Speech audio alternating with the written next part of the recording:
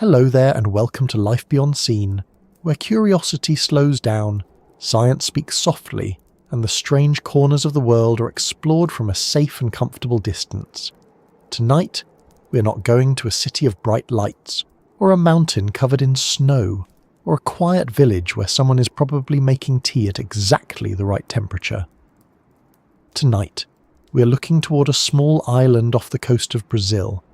It is green, rocky, isolated and beautiful from far away.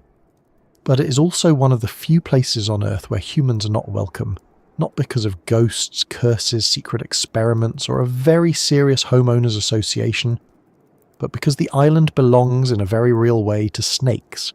The island is called Ilha da Queimada Grande, though many people know it by a simpler and more dramatic name, Snake Island. It sits in the Atlantic Ocean, off the coast of São Paulo state, separated from the mainland by open water and by a reputation that has travelled much farther than any ferry. From a distance, it can look almost peaceful, a rise of green against blue water, a place a tired traveller might imagine as quiet, untouched, and perfect for a slow afternoon. But that first impression does not last very long once you learn what lives there. This island is home to the golden lancehead, a venomous pit viper found naturally nowhere else in the world, not in the forests of mainland Brazil, not in another country, not scattered across several islands, just there on that small piece of land surrounded by sea. It is a snake with a pale yellowish-brown body, a head shaped in the pointed way that gives lanceheads their name, and a life shaped by isolation. For thousands of years, its ancestors were cut off from the mainland, and over time, the island changed them. Or perhaps it is more accurate to say the island kept asking difficult questions, and the snakes kept answering with evolution. Before we go closer, at least in imagination, take a moment to notice where you are right now. Are you listening from a bed, from a sofa, from a quiet room after a long day, or from somewhere with rain tapping softly outside? And if you had the chance to see Snake Island from a boat, close enough to watch the trees move in the wind but far enough to stay perfectly safe, would you want to look?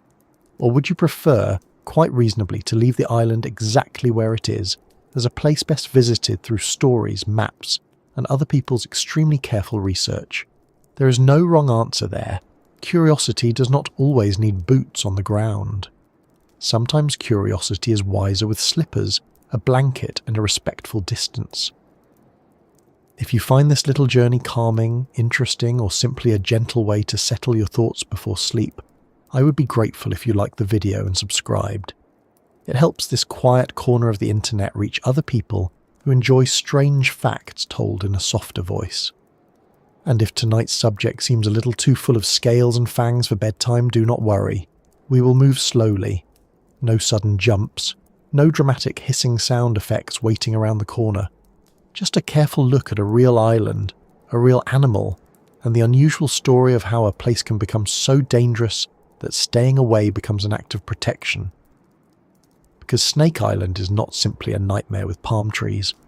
It is not only a warning sign with waves around it. It is a living laboratory, a conservation problem, a piece of Brazilian natural history, and a reminder that nature does not design itself for our comfort. It does not place railings where we might trip. It does not label dangerous animals in large friendly letters. It simply continues, doing what it has always done, whether or not humans are nearby to admire it, fear it, misunderstand it, or try to put it in a documentary with slightly alarming background music. The name Ilha da Queimada Grande can be translated in connection with burning or burned land. The word Queimada relates to burning, and the island's name is often linked to old fires set by people who once tried to clear vegetation. There are stories of fishermen landing there and lighting fires to drive snakes away. There are also accounts connected with attempts to use parts of the island for planting. Like many places with a frightening reputation, Snake Island has gathered layers of fact, rumour, local memory and exaggeration. Some details can be checked. Others belong to the kind of storytelling that grows whenever a place is hard to visit and easy to fear. That is one reason we should be careful with it. Snake Island is often described online as the deadliest island in the world, or a place where a snake waits on every square metre, or a place where no human could survive more than a few minutes. These descriptions are dramatic, and drama does travel well. It packs light. It moves quickly. It has never once stopped to check whether a number was peer-reviewed. But the real island is more interesting than the exaggerated one. It is dangerous, yes. Public access is restricted, yes. The snakes are venomous, yes. But the truth is not just that the island is full of danger. The truth is that it is full of life that developed under unusual conditions, and that life now needs to be left mostly alone. The official restrictions around the island are not only there because people might be bitten, although that is certainly a serious concern. They are also there because the golden lancehead is critically endangered. That may sound surprising at first. How can an island famous for snakes be home to a snake that is threatened with extinction? It feels a little like hearing that a bakery is running dangerously low on bread. But the explanation is simple. The golden lancehead lives in only one natural location. Its world is tiny. A species can be locally common and still be globally fragile. When your entire home is one small island, every fire, disease, illegal capture, habitat change, or careless human visit matters far more than it would for an animal spread across a continent. So the rule keeping most people away is doing two jobs at once. It protects humans from the snakes, and it protects the snakes from humans. That second part is important. We often speak as if danger only moves in one direction, from wild animals toward us. But humans are very good at being dangerous too. Sometimes accidentally, sometimes with full knowledge and a bag prepared for illegal wildlife trade. Rare animals attract collectors. Venomous animals attract people who think danger makes something valuable. The golden lancehead has had to survive not only the natural limits of island life, but also the attention that comes from being famous. Still, if you were approaching Ilha da Queimada Grande by boat, the first thing you would probably notice would not be the snakes. You might not see a single one at first. You would notice the water, the rock, the slopes, and the vegetation. The island rises from the Atlantic rather than spreading out like a friendly beach resort.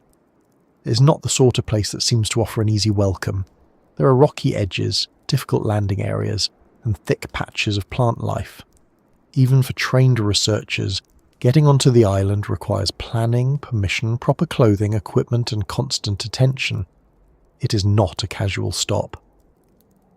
It is not a place where someone says, "Let's just stretch our legs for 10 minutes," unless that person has made several poor decisions in a row and possibly lost a bet. And yet, for the animals that belong there, the island is not a horror story. It is simply home. That is worth remembering. To a human, Snake Island sounds frightening because we imagine ourselves in the wrong place. We picture our soft ankles, our uncertain steps, our habit of reaching for branches without checking them first. We think of venom and distance from help. We think of the fact that even a calm walk would require the kind of focus usually reserved for defusing a bomb or carrying a very full bowl of soup across a white carpet. But to the golden lancehead, the island is not forbidden. It is familiar. A world of branches, birds, leaves, heat, shade, and the slow business of survival. The golden lancehead did not choose to become famous. It did not apply for the role of island monster. It did not ask for dramatic headlines or nervous tourists staring at photos online. It is a snake doing what snakes do. It hunts, rests, mates, avoids threats, and responds to its environment using the tools evolution gave it. Those tools happen to include venom powerful enough to make humans extremely cautious. That does not make the animal evil. Nature is not evil because it can harm us. A storm is not rude. A cliff is not malicious. A venomous snake is not plotting against the ankles of mankind. It is simply not designed for handling, cuddling, or surprise visits from people wearing sandals. This is one of the useful lessons hidden inside frightening places.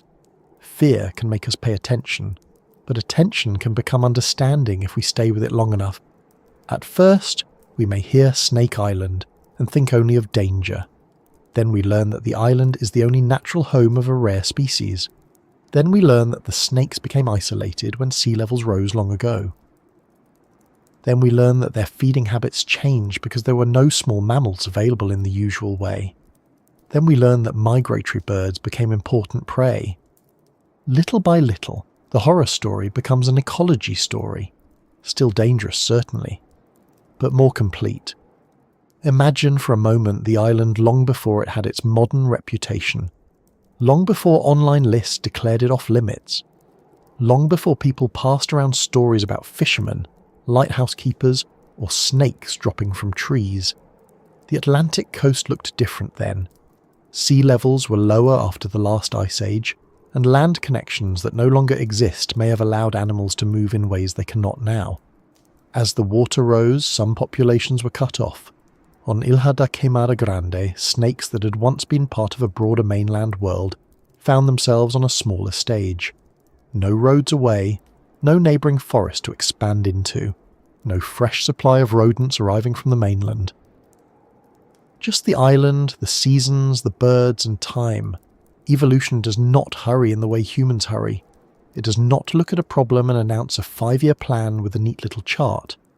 It works through survival and reproduction, through tiny differences that matter more in one place than another. On the island, snakes that were better at taking birds may have had an advantage. Snakes with traits suited to climbing, waiting, striking and quickly subduing prey may have done better. Over many generations, the golden lancehead became something distinct from its mainland relatives. It became an island specialist, and specialists can be impressive, but they can also be vulnerable. When life is tuned to one place, losing that place is not a small problem. It is everything. That is why Snake Island carries two feelings at once. It is frightening, and it is delicate.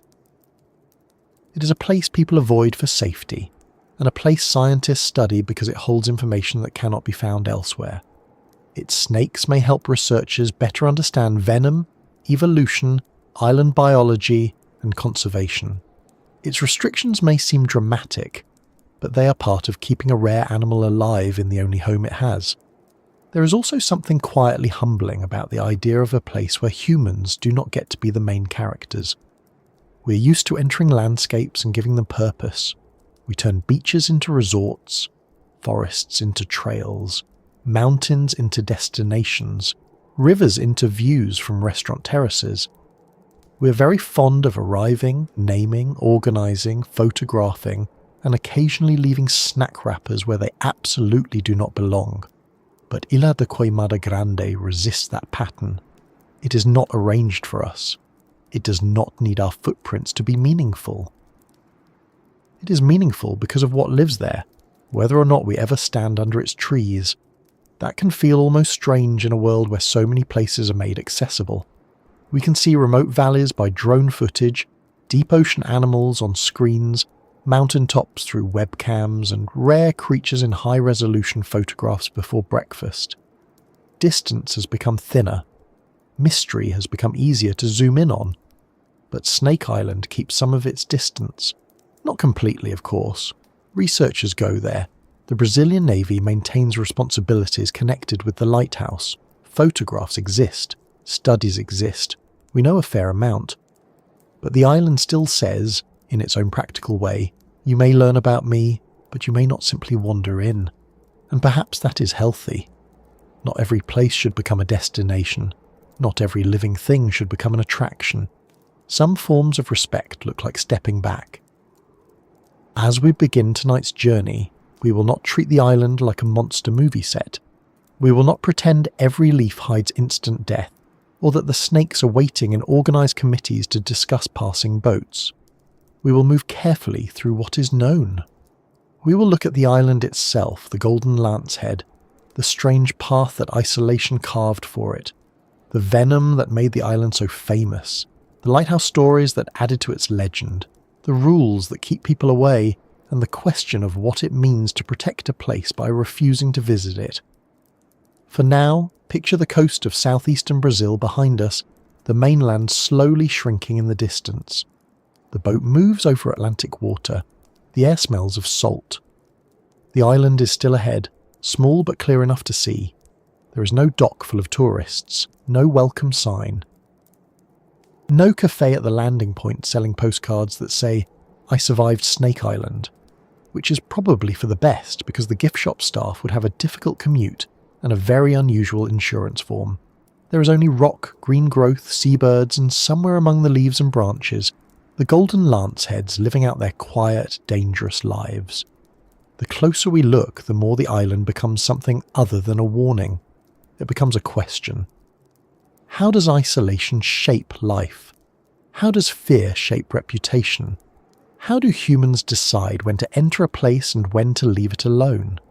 And what can a small island of snakes teach us about survival, limits, and respect? So settle in, breathe easily, and let the room around you remain exactly as safe and snake-free as it hopefully is. We are going to travel without stepping where we should not step. We are going to listen without disturbing the leaves. We are going to approach the Forbidden Island the only sensible way most of us ever should. Slowly, carefully, and from a distance. The shore waits ahead, not inviting, not hostile, simply there, holding its rocks in the sun and its snakes in the shade, while the water around it keeps doing what it has done for thousands of years, separating one world from another. From the coast of São Paulo state, Ilha da Queimada Grande is easy to miss on a map.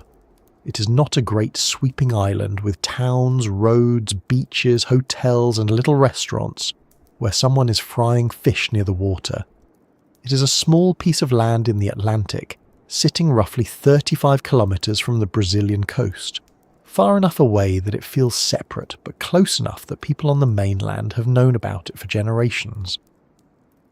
It belongs to the coastal world of southeastern Brazil, a place of humid air, seabirds, rocky shores, forested slopes, fishing boats, and weather that can change the mood of the ocean without asking anyone first. The island is part of a protected area, managed by Brazil's Chico Mendes Institute for Biodiversity Conservation, known as ECMBEO, and it is officially connected with the Área de Relevante Interesse Ecológico Ilhas da Queimada Pequena e Queimada Grande.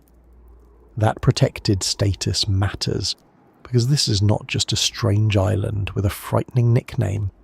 It is a small conservation site with species that cannot simply move somewhere else when conditions become difficult. If you were seeing it from a boat on a calm day before anyone told you its reputation, you might not immediately think of danger. You might first notice the shape of it, a rising dark edge of rock, patches of green vegetation, a sloping outline that breaks the flat line of the sea. The island does not look like it was designed for easy arrival. There is no broad, soft beach waiting politely for visitors. There are rocky parts along the edge, and landing can be difficult, especially when the sea is moving against the stone. ICM Bio's own description of visits by researchers mentions a slippery rocky landing area, which is a very practical detail and not the sort of thing travel posters usually lead with. It is the island's first quiet reminder that even before the snakes, the place itself requires care. A person does not step onto Queimada Grande as casually as stepping out of a car in a parking lot. You arrive by water, you wait for the right conditions, you watch your footing, and you remember that the island is not trying to make things easy. There is a particular feeling that small islands can have when they sit offshore. They are visible, but separate, close enough to invite curiosity, distant enough to keep their own rules. A coastline can be busy with people, traffic, dogs barking, children shouting, engines starting, someone forgetting sunscreen, someone else arguing with a cooler lid that refuses to shut. But an island offshore can seem to hold a different pace, even when it is dangerous, even when it is scientifically important, even when it has become famous across the world, it still sits there with a kind of plain physical stubbornness. Rock, soil, plants, birds, snakes, heat, rain, and wind. The island does not care about its nickname. It does not know that videos call it forbidden. It does not know that people sitting safely in bedrooms far away imagine it with a slight tightening in the stomach. It is simply there. That simplicity is part of what makes it so interesting. The human mind loves to turn places into stories. A small island full of venomous snakes becomes very quickly a legend. But before it became Snake Island in the global imagination, it was a piece of coastal land shaped by geology, sea level, weather, and isolation. The green you see from a distance is not decoration. It is habitat. It is shade. It is hunting cover. It is shelter for birds, insects, lizards, spiders, and the snakes that made the island famous. ECM Bio has described the island as having a singular biodiversity, with the Jararaca ilhoa, or golden lancehead, as the best-known endemic species, along with other animals including insects, lizards, spiders, birds, and another snake connected to the island.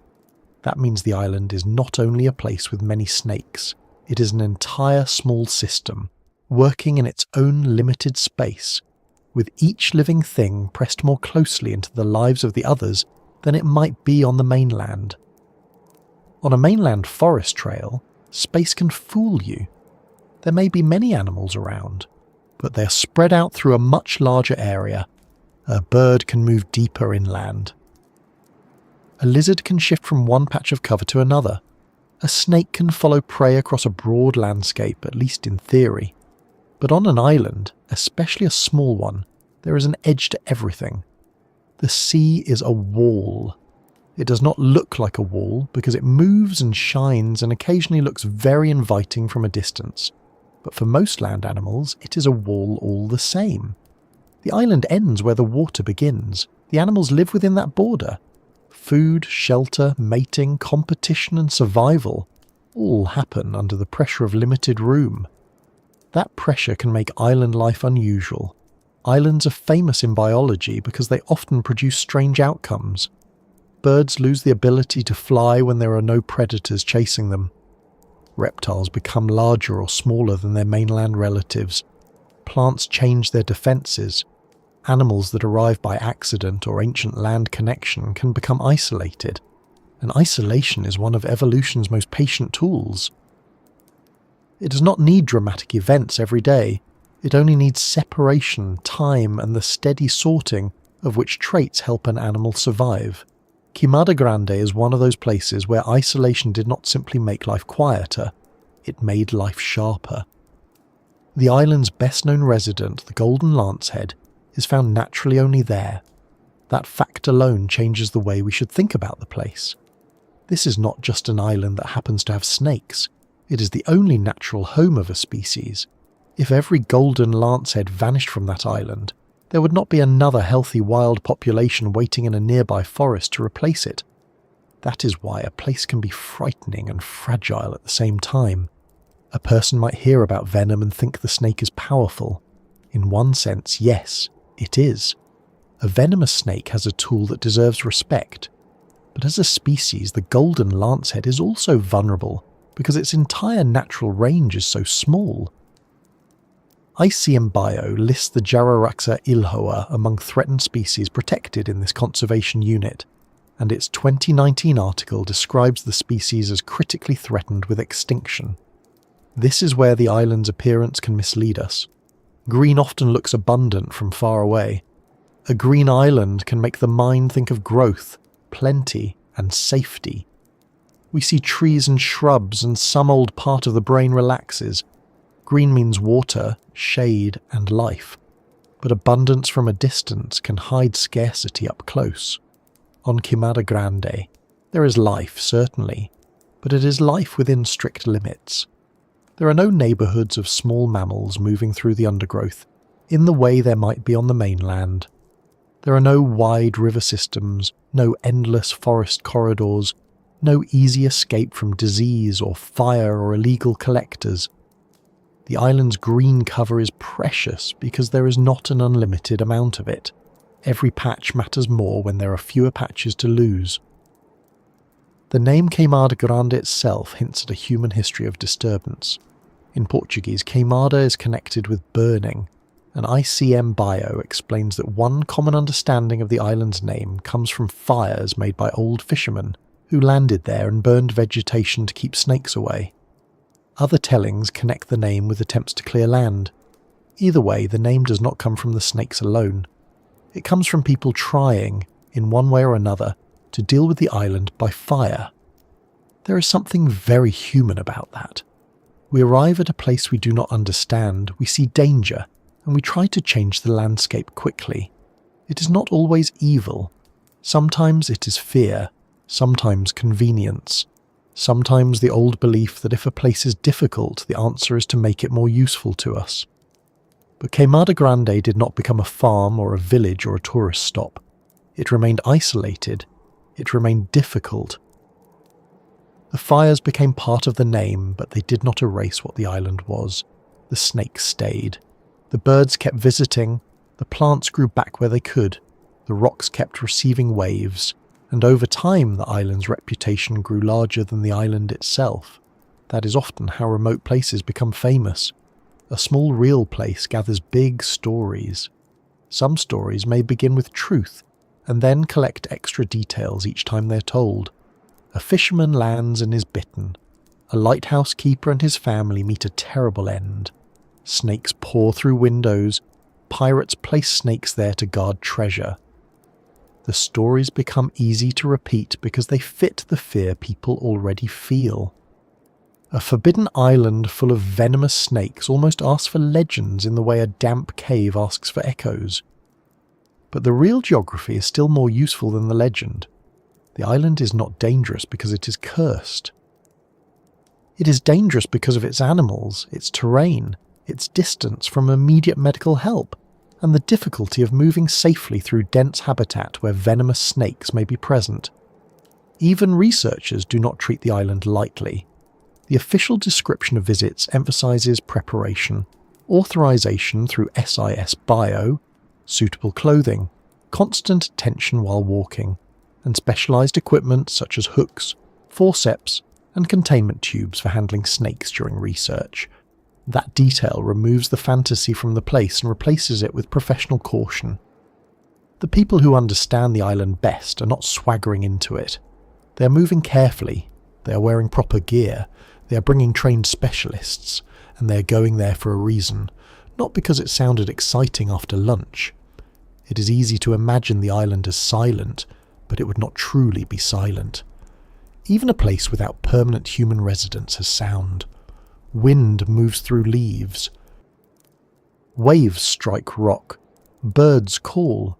Insects make their small repeated noises. The vegetation shifts. A branch rubs against another branch. A lizard moves quickly and then stops. The sea keeps speaking at the edges. If a person stood still long enough, which would be difficult because standing still on Snake Island would also mean thinking very carefully about where one was standing, the island would probably begin to feel less like a dramatic headline and more like a functioning habitat. The absence of humans changes the atmosphere too. Many landscapes carry the marks of our habits. Footpaths cut through grass, bottles collect near rocks, music travels from boats, signs warn, advertise or explain. Queimada Grande has a lighthouse, and the Brazilian Navy has historically had a role there, but the island has no ordinary human settlement. It is not a place where daily domestic life unfolds in the usual way. No one is waking up there to make coffee and complain about a meeting. No one is hanging laundry. No one is checking whether the grocery store is still open. The ordinary sounds of people do not dominate. That gives the island an unusual quality in the imagination. It is not empty, but it is empty of us. That distinction matters. People often call uninhabited places empty, as though humans are the measurement by which fullness is judged. But Queimada Grande is not empty. It is occupied by other lives. The fact that humans are absent does not make it blank. It makes it one of those rare places where the main story is not human routine. In a world where our species has reached almost everywhere, that absence feels almost strange.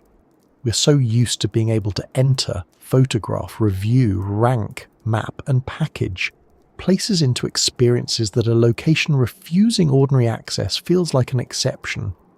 Snake Island has not been shaped into comfort. It has not been edited for visitors. It remains inconvenient, risky, and biologically specific. From the water, the island's greenness can make it seem softer than it is. That is another trick of distance. Many dangerous places look beautiful from far away. A volcano under a clear sky, a glacier with deep cracks hidden under snow, a rainforest full of insects, heat, and plants that do not care about your holiday plans. Beauty and danger are not opposites. They often sit in the same landscape, and our mistake is thinking one should cancel the other. Queimada Grande can be visually beautiful and medically dangerous at the same time. It can be a protected natural site and a place where casual visitors should not go. It can be small on a map and large in scientific importance. The Atlantic around it strengthens that feeling of separation. Water has always been one of the great organisers of life. It carries some things and blocks others. Seeds may float, birds may cross, insects may be blown by storms, humans can build boats. But for many land animals, a stretch of ocean means isolation. That isolation is what allowed the golden lancehead to follow its own evolutionary path after its ancestors were cut off from mainland populations. Smithsonian magazine describes the island snakes as having evolved over thousands of years after rising sea levels separated the island from mainland Brazil, and ICM Bio also explains that the island's isolation helped the Jararaca Ilhoa develop differently from mainland relatives. That ancient separation is easy to state, but harder to picture. Try to imagine a landscape changing so slowly that no single creature would understand what was happening. A little more water here, a shoreline altered there, a connection becoming thinner, a route that once existed becoming impossible. No announcement, no final gate closing with a dramatic click, just generations living and dying until the snakes on the island were no longer part of the mainland population in any practical sense. The sea had made a boundary, and inside that boundary life had to continue with whatever was available. This gives Queimada Grande a different kind of importance. It is not only a container for snakes, it is evidence of a process. It shows what can happen when geography changes the choices available to a species. On the mainland, a snake may have many kinds of prey, more varied habitat and more room. On the island, the menu and the landscape are narrower. The golden lancehead's association with birds is part of that story. ICM Bio notes that without terrestrial prey, such as small mammals, the island snake began climbing in search of birds, and that adaptation is connected with the strength of its venom. The Smithsonian account also describes the snakes moving upward to prey on migratory birds visiting seasonally. So the green speck in the Atlantic is not just scenery. It is a place where the physical boundary of the sea changed the behaviour, body, and future of a snake. It is a place where the absence of one kind of prey helped shape a predator. It is a place where a small landmass carries a large lesson in how life responds when options are reduced. There is also the question of scale. On a globe, Queimada Grande is almost nothing. A point, a dot, a name that disappears unless the map is zoomed in very close. But biology does not measure importance the way tourist maps do. A small pond can hold a rare frog. A single cave can hold a species of fish found nowhere else. A tiny patch of forest can be the last refuge of an insect no one has thought to name in a popular documentary. Queimada Grande reminds us that a place does not need to be huge to matter. Sometimes small places matter more because everything in them is so limited. This is why the image of the island from the sea is so useful. It lets us hold two thoughts at once. First, it is physically small, isolated and easy to overlook. Second, it is biologically significant and difficult to replace. The green shape on the horizon is not just a warning to stay away, it is a warning to pay attention. There are places where human absence is not neglect, it is management, it is restraint. It is the decision that the safest and most responsible way to value a place is not to enter it whenever curiosity taps us on the shoulder. That kind of restraint can be surprisingly difficult. Humans like access. We like proof that we were somewhere. A photograph, a footprint, a ticket. A story beginning with, "When I was there." Snake Island does not offer that to most of us, and that may be part of why it keeps such a strong hold on the imagination. We're used to danger being packaged into controlled experiences. A railing at the cliff edge, a guide on the trail, a warning sign before the enclosure. But Queimada Grande is not controlled in that ordinary visitor-friendly way. Its safety plan is mostly distance. For the public, the proper path is not a path at all. It is the water between the island and the mainland. Still, distance does not prevent understanding. In fact, it may improve it. When we stop imagining ourselves walking around the island, we can start imagining the island without us. The birds arriving, the snakes waiting in vegetation, the sun warming the rocks, the rain running down slopes, the ocean cutting the island off again and again, every hour, every day, the lighthouse standing as a practical marker for ships, the researchers arriving only with permission and purpose, the island continuing in its limited, difficult, specific way. There is a calmness in that thought, even with the danger included. Not all calm things are safe to touch. A sleeping snake can be calm. A cliff at sunset can be calm. Deep water on a windless morning can be calm. Calm simply means there is no need for drama in that moment. Queimada Grande does not need to perform danger. It does not need to chase anyone.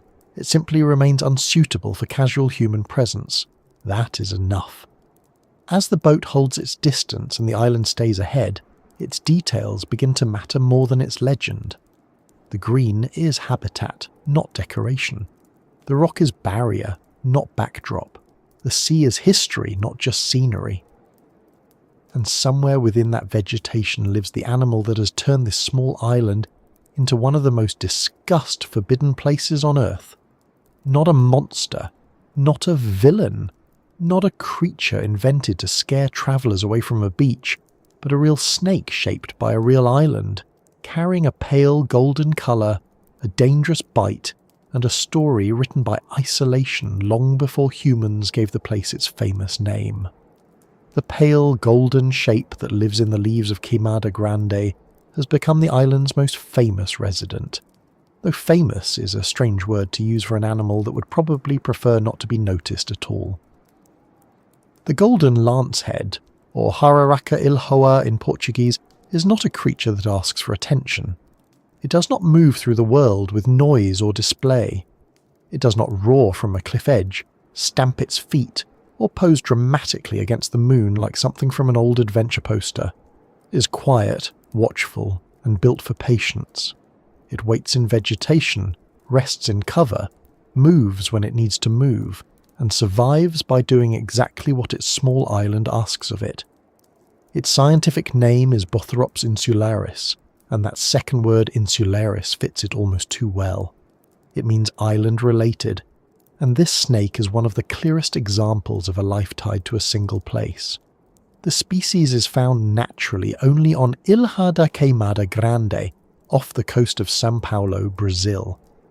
The Brazilian Conservation Authority Antivenom describes the island as the exclusive habitat of the Jararaca ilhoa, and the Instituto Butantan also notes that the species does not occur anywhere else on the planet. That one fact changes the feeling of the animal completely. It is not simply a dangerous snake on a dangerous island. It is a species whose entire wild home can be pointed to on a map with one small motion of the finger.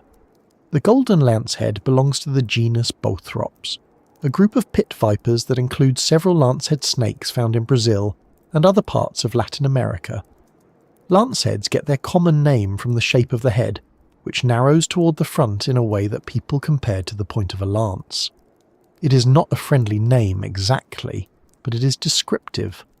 A lancehead has a head that looks distinct from its neck, giving it that triangular, purposeful shape many people associate with vipers. This is one reason people recognize the animal as dangerous even before they understand the details. Human beings are very good at noticing shapes that might require a slow step backward. But the golden lancehead is not simply a mainland lancehead copied and pasted onto an island. Isolation changed it. Compared with the common mainland Jararaca, Butantan describes the island species as smaller and lighter, with a yellow-green tone, a longer tail, a larger head, and smaller fangs. These are not random details. They are part of the animal's life on Queimada Grande. An island snake that often uses vegetation and takes birds has different needs from a snake that mostly hunts rodents on the forest floor. The body becomes a record of those needs, written slowly through generations. Its colour is part of the reason English speakers call it golden. The word can make it sound almost decorative, as if the snake were polished and placed there for admiration. In reality, the colour is more practical than glamorous. A yellowish or greenish tone can help an animal disappear among dry leaves, sunlit branches and patches of island vegetation. Camouflage is not magic. It does not make a snake vanish like a coin in a stage trick. It simply makes the brain work harder to separate animal from background.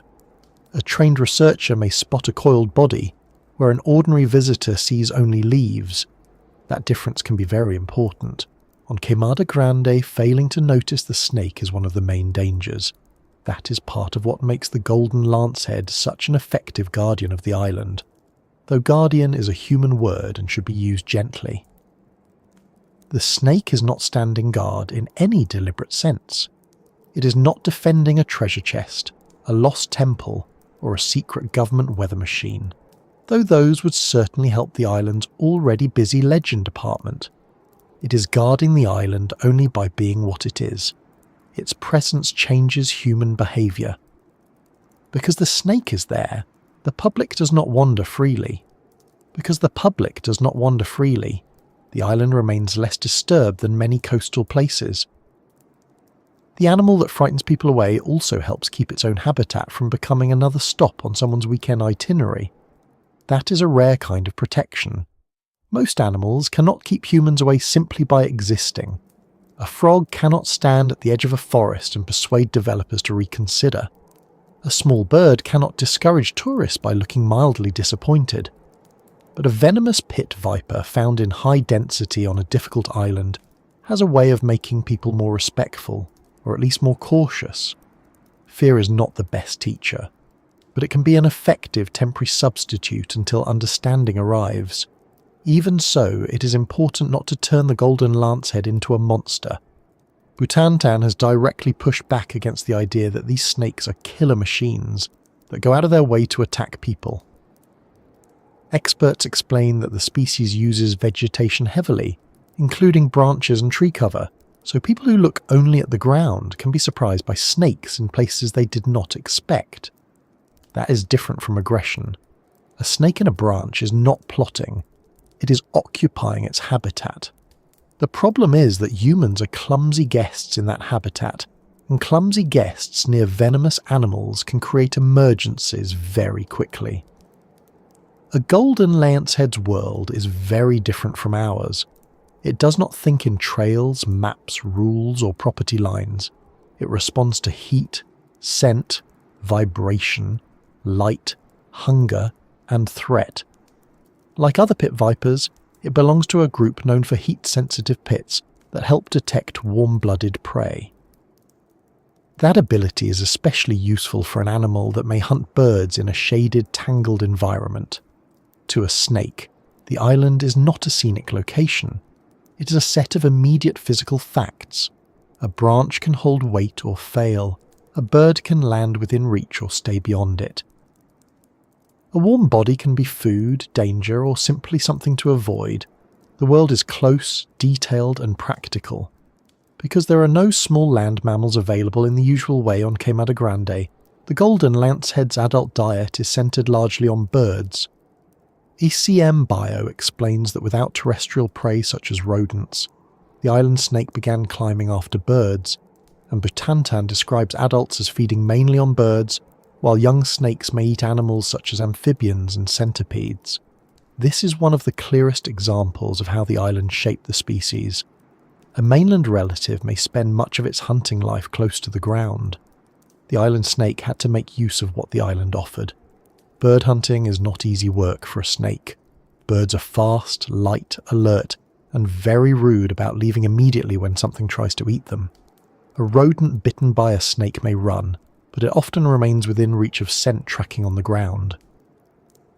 A bird that escapes may fly into the air and turn one failed strike into a long, hungry afternoon. For a snake that depends on birds, speed matters. The prey must be subdued quickly. ECMB links this feeding challenge with the strength of the Jararaca ilhoa's venom, explaining that adaptation to a habitat without small mammal prey contributed to venom better suited to quickly stopping avian prey.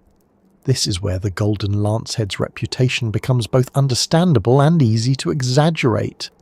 Its venom is medically serious. No one should treat this animal casually. A bite on the island would be especially dangerous because of the distance from medical treatment, the difficulty of leaving the island quickly, and the need for appropriate antivenom care.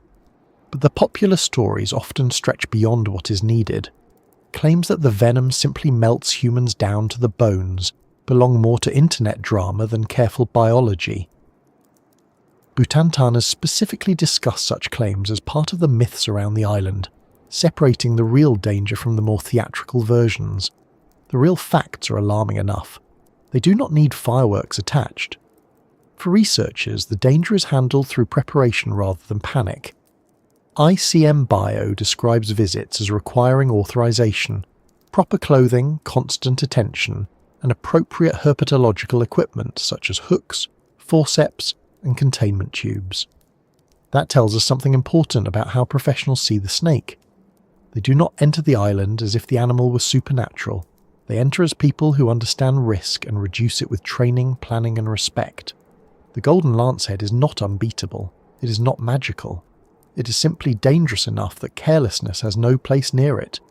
There is something almost ordinary about that, once the fear settles. Many wild animals become more understandable when we stop asking whether they are scary and begin asking what they're doing. A golden lancehead in a tree is doing what its ancestors learned to do on an island where birds became a major food source. A golden lancehead resting in shade is conserving energy. A young snake feeding on smaller animals is growing into the adult role its habitat provides. A snake remaining motionless while a researcher passes nearby is not being dramatic. It may simply be relying on camouflage, the oldest and quietest form of avoiding trouble. Its life is probably slower than the stories about it. Popular imagination fills the island with constant motion, as if snakes are pouring over rocks in endless waves. Butantan has noted that viral images showing huge numbers of snakes covering the island are not real representations of the Jararaca Ilhoa situation. In truth, even on an island with a high density of venomous snakes, the animals can be hard to see because they are often hidden in vegetation. This is both reassuring and not reassuring at all. It means the island is not a carpet of visible snakes. It also means the snakes you do not see may be the ones that matter most. Population estimates vary depending on methods and years, which is normal for wildlife surveys, especially in difficult terrain. ICM Bio previously cited an estimate of around 2,000 Jararacas ilhoas on Queimada Grande, while a more recent Butantan public summary described about 3,000 individuals and an average density of roughly 55 snakes per hectare. Exact numbers should be treated as estimates, not as a neat little census where each snake politely raises its head and says, "present." What matters is the broader point. The island supports a dense population of this one highly specialised snake, and because the island is small, every change in habitat or human pressure can affect the species sharply. That density is part of the island's fame, but it also hides a conservation problem. The golden lancehead is critically threatened with extinction. At first, this can sound contradictory. People hear that the island has many venomous snakes and assume the species must be doing wonderfully. But conservation status is not only about how many individuals exist in one patch of land. It is also about range, threats, habitat quality, genetic health, and the risk of a single disaster. If a species lives only in one small place, it is vulnerable even when that place seems well populated. A fire, disease, severe habitat change, or renewed illegal collection could affect the whole species. Butantan and ICM Bio both identify the Jararaca Iloa as critically threatened. Illegal capture has been one of the darker human pressures on the species. Rare venomous animals can attract smugglers and collectors, and a snake found nowhere else becomes more valuable in illegal markets precisely because it is so restricted. ECM Bio has described past illegal removal of individuals and monitoring efforts meant to protect the population. That detail changes the idea of the snake as only a threat. It is also threatened. The animal that can make humans step back has still needed humans to create rules, patrols, and conservation plans so other humans do not take it away. There is a strange unfairness in that. The golden lancehead survives by being dangerous, hidden, and difficult to approach. But even those qualities are not always enough. A snake can discourage a careless tourist, but it cannot understand the global illegal wildlife trade. It cannot defend itself against someone who arrives with tools, containers, and a plan. It cannot move to a backup island. It has no second home. The whole wild species is tied to Queimada Grande, and that makes the island less like a dramatic setting and more like a life support system made of rock, vegetation, birds, and distance. The animal's reproductive life is another reminder that it is not just a symbol. It is a living species with ordinary biological needs. It must find mates, produce young, and maintain enough genetic diversity to remain healthy over time. Island species often face genetic challenges because their populations are small and isolated. There is no large mainland flow of new individuals arriving to mix things up. A population can persist for a long time, but it may still carry risks connected with inbreeding, disease vulnerability, or reduced variation. Conservationists pay attention to these issues because saving a species is not only a matter of counting bodies, it is also a matter of keeping the population capable of surviving future changes. Young golden lanceheads begin life in a world where the island's adult hunting pattern is waiting for them, but they do not immediately live exactly like adults. Butanta notes that juveniles feed on smaller prey such as amphibians and centipedes, while adults feed mainly on birds. That shift makes sense. A young snake cannot handle the same prey in the same way as a larger adult. It must grow into its role. Its body, hunting habits, and risk level change as it matures. There is something quietly practical about that. Even in a species with a fearsome reputation, life begins small. The island's future guardians start as young animals trying not to be eaten, trying to find food, and trying to become large enough to take their place in the branches. The word guardian becomes more fitting when used in this ecological sense. The snakes are not guarding the island for humans or against humans. They're part of the island's balance. They prey on birds, use the vegetation, contribute to the flow of energy through the system, and occupy a role that developed because of the island's isolation. Removing them would not make the island simply safer, it would make it less itself. A place is not only its scenery, it is also the relationships among the living things that use it. On Queimada Grande, the golden lancehead is one of the central relationships. This is why stories that imagine clearing the island of snakes miss the point. To someone thinking only of human access, removing the snakes might sound like solving a problem. But from an ecological view, the snakes are not an infestation in the usual sense. They are native, endemic animals in their only natural habitat. They are not invaders. We would be the visitors. That reversal is important. Many places in the world have been damaged because humans treated native species as obstacles rather than residents. On Snake Island, the restrictions help prevent that mistake from becoming routine. The golden lancehead also carries scientific interest beyond the island. Snake venoms are complex mixtures of molecules, and venoms have helped inspire medical research, including the well-known history of compounds from the mainland Bothrops Jararaca, contributing to blood pressure medication development. ICM Bio notes that the Jararaca Ilhoa's venom differs from the mainland Jararaca's venom and has research interest, though the island species venom itself is not currently used to produce medication.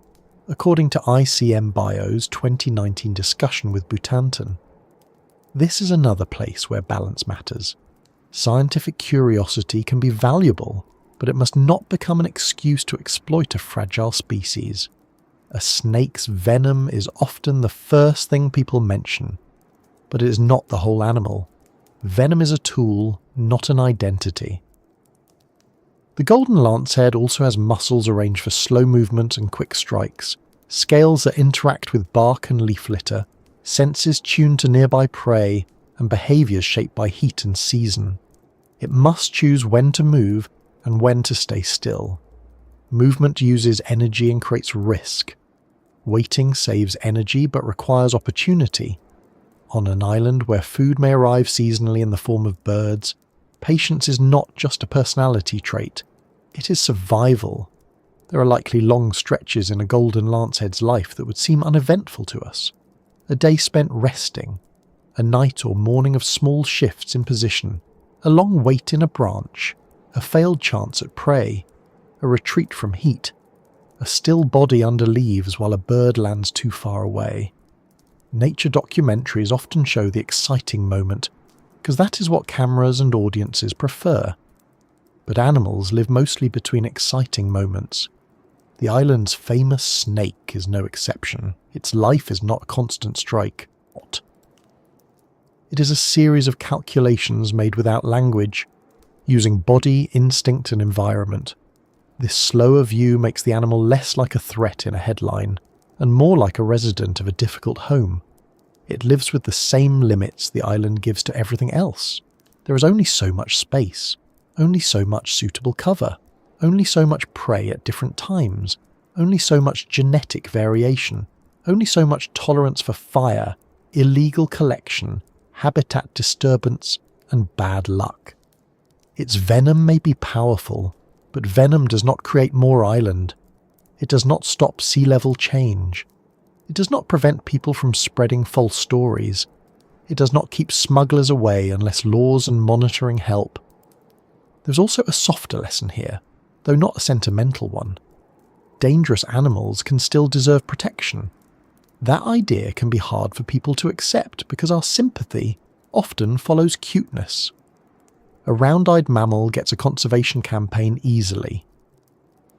A venomous snake has to work much harder for public affection, and frankly, it has no interest in public relations. It will not blink sweetly at a camera. It will not hold a tiny sign. It will not become a plush toy without making the toy aisle slightly more complicated. But conservation cannot be based only on which animals look comforting. Ecosystems need predators, scavengers, insects, fungi, reptiles, amphibians, and many other lives that may not fit neatly into a greeting card. The golden lancehead asks for a more mature kind of respect. Not affection, necessarily, not closeness, certainly not handling. Respect here means understanding its place, keeping distance, preventing illegal removal, supporting research, and resisting the urge to turn it into a monster for entertainment. It also means accepting that a species can be both hazardous and worth saving. Those two truths do not cancel each other. They sit together just as the island itself holds beauty and danger at the same time. From a distance, the snake's golden colour can become almost symbolic, but up close it is practical skin on a practical body. It helps the animal live where it lives. Its head shape, tail, climbing habits, diet, venom, and behaviour all connect back to the island. There is no need to invent extra drama. The real story is already strong enough. A population of snakes isolated by rising seas. A small island with no ordinary mammal prey. A lineage that adapted to birds and vegetation. A venomous species famous for keeping humans away, yet fragile because its entire world is small. Somewhere in the green cover, a golden lancehead may be resting now, if we imagine the island at this moment. It may be coiled along a branch or lying still near leaf litter. It may be hidden so well that even a careful eye would need time to find it. A bird may move nearby. Wind may shift the leaves. The snake may do nothing at all. That stillness is not empty, it is readiness, economy, and survival. The animal waits because waiting has worked for its kind across generations, and around it, the island continues to be shaped by the presence of these quiet residents. Their bodies alter where humans can go, their reputation changes how the law treats the island, their rarity brings researchers, their danger keeps casual visitors away. They are not guardians by intention, but by consequence. In the end, that may be the most accurate way to see them. Not as villains, not as pets, not as decorations on a forbidden island, but as living consequences of geology, isolation, hunger, and time. The Green Island in the Atlantic is famous because of them, but they are older than the fame. They were there before the online lists, before the dramatic thumbnails, before the exaggerated stories, before most people outside Brazil ever heard the name Snake Island. They lived in the vegetation, took birds when they could, avoided threats, and followed the old demands of survival. The island gave them a narrow life, and they filled it completely. Now the next part of the story moves from the animal itself to the long separation that made it possible, when rising water turned a piece of mainland into an island and left a population of snakes to answer, generation by generation, the hard instructions of the sea. Before the island had a name, before anyone called it forbidden, before it gathered stories of lighthouse keepers, smugglers, venom and warning signs, there was only land and water changing places very slowly. That is an important place to begin, because Snake Island did not appear one morning as a finished kingdom of vipers. It was made by geography first. The snakes came later in the story, or rather, the snakes were already there in some ancestral form when the sea began doing what the sea often does. It rose, it covered low ground, it separated one patch of land from another, and it left a population of animals with no simple way back. The island we now call Ilha da Queimada Grande was not always as isolated as it is today. Public explanations from Instituto Butantan describe ancestral jararacas becoming separated from mainland relatives after the island was cut off, and then adapting to a more restricted environment. Some accounts explain this separation in connection with sea level rise after the last ice age, more than 11,000 years ago, while newer genomic reporting has described the population as isolated around 100,000 years ago. The exact timing can depend on what evidence is being discussed, but the central point is the same. A population of snakes became separated from mainland Brazil, and once that happened, the island began shaping them in its own way. It helps to picture this slowly, because the word trapped can make it sound like a dramatic event. It is easy to imagine a line of snakes on the shore looking at the rising water with tiny reptile expressions of concern, perhaps one of them saying, "Well, this is inconvenient." But nature rarely works with that kind of theatre. The change would have happened over long stretches of time. Shorelines shifted, water levels changed, connections that once allowed animals to move became narrower, then less useful, then impossible. No single snake needed to understand the whole event. Each generation simply lived in the world it inherited. That is often how big changes arrive for living things, not as one grand announcement, but as a new set of limits. One generation can cross a low area, another finds that same route wetter. Later the route is gone. The animals left on the island do not know they are now part of an evolutionary experiment. They do not know that future scientists will study their bodies, venom, habits, and genes. They are just trying to find food, avoid danger, reproduce, and survive another day without being swallowed, starved, injured, or caught in weather they cannot control. The sea, by itself, did not create the golden lancehead in a single stroke. It created the condition that made change possible. It made separation. And separation is powerful. When a group of animals is cut off from the larger population it once belonged to, it stops sharing genes with that larger population. Over time, the isolated group may face different food, different predators, different diseases, different space, and different dangers. Traits that are useful in the old place may matter less. Traits that were once rare may become important. Small differences begin to accumulate.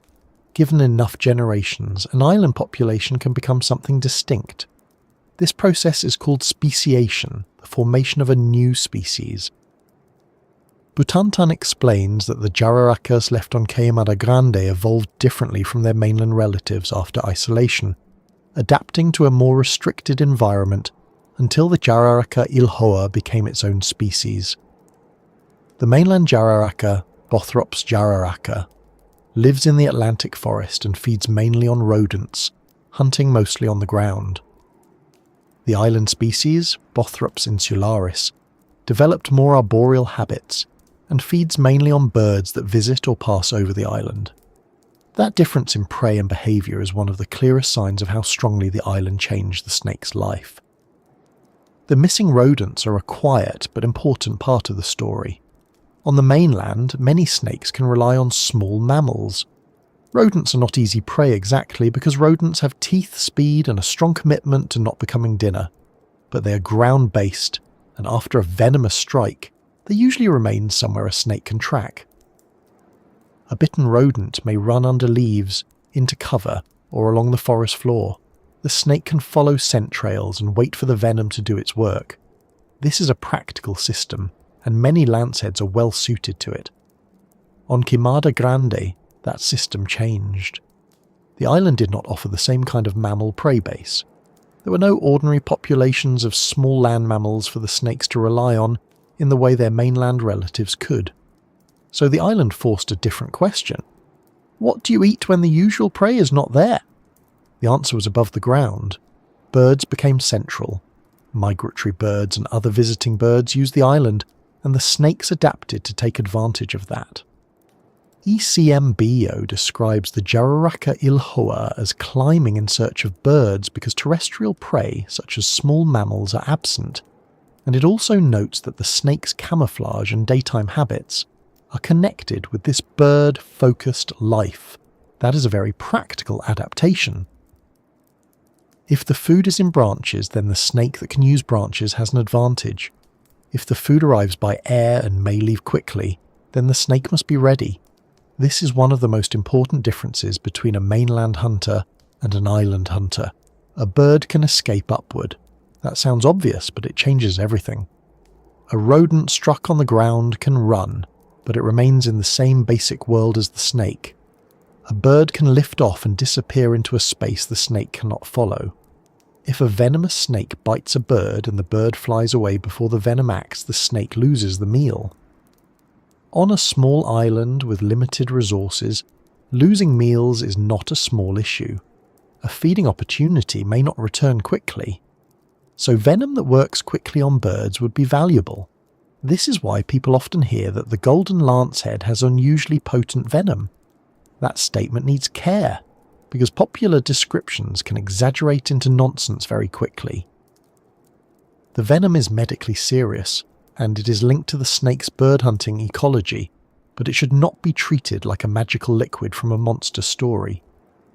ICM Bio explains that the venom of the jararaca Ilhoa differs from the venom of the mainland jararaca, and that adaptation to bird prey is part of the explanation. Recent scientific reporting has also discussed genomic work on the species and the evolution of toxin-related genes, showing continued research interest in how this island snake developed its venom characteristics. So the sea did not only separate land, it changed dinner. That may not sound grand at first, but food is one of the strongest forces in evolution. What an animal eats shapes where it goes, how it moves when it hunts, how fast it must strike, what kind of camouflage helps it, what size it becomes, and how its venom or teeth or claws are used. The island did not sit down with a clipboard and design a bird-hunting viper, which is probably for the best because nature with office supplies is a worrying image. Instead, it made conditions. Snakes with traits better suited to those conditions had better chances.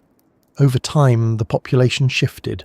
The result was not simply a snake on an island, it was an island snake. That distinction matters. An animal can live somewhere without being deeply shaped by it, at least for a while. A stray dog on a beach is still a dog that arrived there. A pigeon on a roof is still a pigeon using a place. But the golden lancehead is different. Its body and habits point back to Queimada Grande again and again. Its lighter colour, arboreal habits, bird-focused diet, and island-only range all tell the same story. It belongs to that place in a way that cannot be separated from the history of the land itself. In a sense, the island became a closed room, and evolution had to work with what was inside. There were snakes, vegetation, birds, invertebrates, reptiles, weather, rock, and the sea around everything. No broad mainland forest to move through, no steady supply of rodents, no large new population arriving to mix with the old one. The island was limited, and limitation can be a very strict teacher. This is the part of island evolution that can feel a little harsh. On the mainland, an animal population may be able to shift when conditions change. If one area becomes poor for food, some individuals may move. If a local threat appears, others may find another patch of forest. Movement is not always easy, but it is possible. On Queimada Grande, movement ends at the shore. For a snake, the Atlantic is not simply scenery. It is the edge of the world, and yet, within that edge, life kept going. The snakes did not need a perfect island. They needed a possible one. They needed enough prey, enough cover, enough mates, enough places to hide, and enough young surviving to continue the population. Over time, the possible became normal. The birds above became food. The branches became hunting sites. The island's limited space became the entire map of a species. This is why the phrase Snake Kingdom makes sense, as long as we do not imagine crowns, thrones, or tiny royal vipers holding court over complaints from lizards. The golden lanceheads became dominant not because they ruled with intention, but because the island's conditions allowed them to occupy a powerful role. They became one of the central predators in that small world. Their presence affected the birds that landed there. Their hunting habits tied the ground, shrubs and trees together. Their venom became part of the island's food chain. They were not placed on the island as guards. They became the island's most famous result. There is also an important absence in this kingdom. On many mainland landscapes, snakes are part of a much larger set of relationships. They compete with other predators. They are hunted by mammals, birds, and other animals. They share the forest with many species that shape their behaviour. On Queimada Grande, the relationship web is narrower. That does not mean simple. Small ecosystems can be complicated in ways that are easy to overlook. But it does mean that each relationship carries more weight.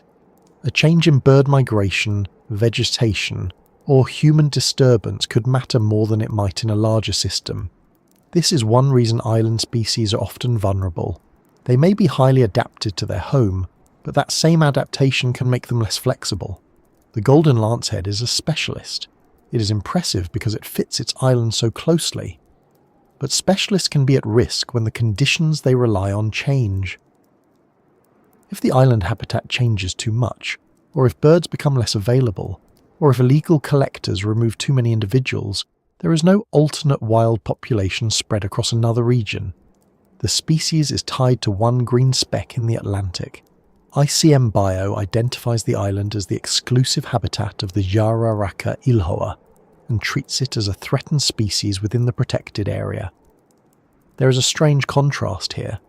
The sea protected the snakes by isolating them from many mainland pressures, but it also trapped them within one narrow future. It gave them the chance to become unique, and it made that uniqueness fragile. This is often the bargain of islands. They can produce animals found nowhere else, but they can also leave those animals with nowhere else to go. The physical island also shaped how the snakes move. Queimada Grande has steep, rocky areas and vegetation that matters for camouflage and hunting. A ground-only snake would face one set of opportunities. A snake that can climb has more options. Butantan has described the Jararaca ilhoa as having arboreal habits, unlike the mainland Jararaca that hunts mainly on the ground. That does not mean the island snake spends every moment high in trees, wearing a little helmet and waiting like a reptile version of a tree surgeon. It means that vegetation is an important part of its life. The vertical space of the island matters. Think about how different that makes the island for a human visitor. On most forest walks, people worry about the ground. Roots, stones, mud, insects, and perhaps a snake near the path. On Queimada Grande, the danger is not only at ankle level. A snake may be in vegetation at hand height or above. That is one reason experts emphasize constant attention and specialized preparation. The island's evolutionary story has direct consequences for human safety. The same adaptation that helps a snake hunt birds also makes it harder for an untrained person to move safely through the habitat. From the snake's point of view, though, this is not dramatic. It is just daily life. The branch is useful. The leaves hide the body. The bird is potential food. The warmth tells the snake when to be active. The island's slopes and cover form a pattern the animal has never needed to describe in words. It knows the world through body and behaviour. That is one of the most calming and unsettling things about evolution. No animal needs to understand its own history in order to carry it. A golden lancehead does not know about rising seas. It does not know about the last ice age, genetic divergence, speciation, or conservation status. It does not know that people debate how many thousands of years its ancestors have been isolated. But its body knows in another sense. Its habits are the result of that history. Its presence on a branch is a sentence written by old shorelines. The island's birds too are part of this story. They did not evolve only for the snake, but their visits became a resource the snake population could use. Migratory birds can be especially important because they bring food from outside the island system. In a small island ecosystem, animals that arrive from elsewhere can carry energy into the system. A bird feeds on the mainland or over wider regions, then lands on the island. If it becomes prey, the nutrients it carried become part of Queimada Grande's food web. In this way, the island is isolated, but not completely closed. The sea blocks land animals, but the sky still brings movement. That is a useful detail because isolation is rarely absolute.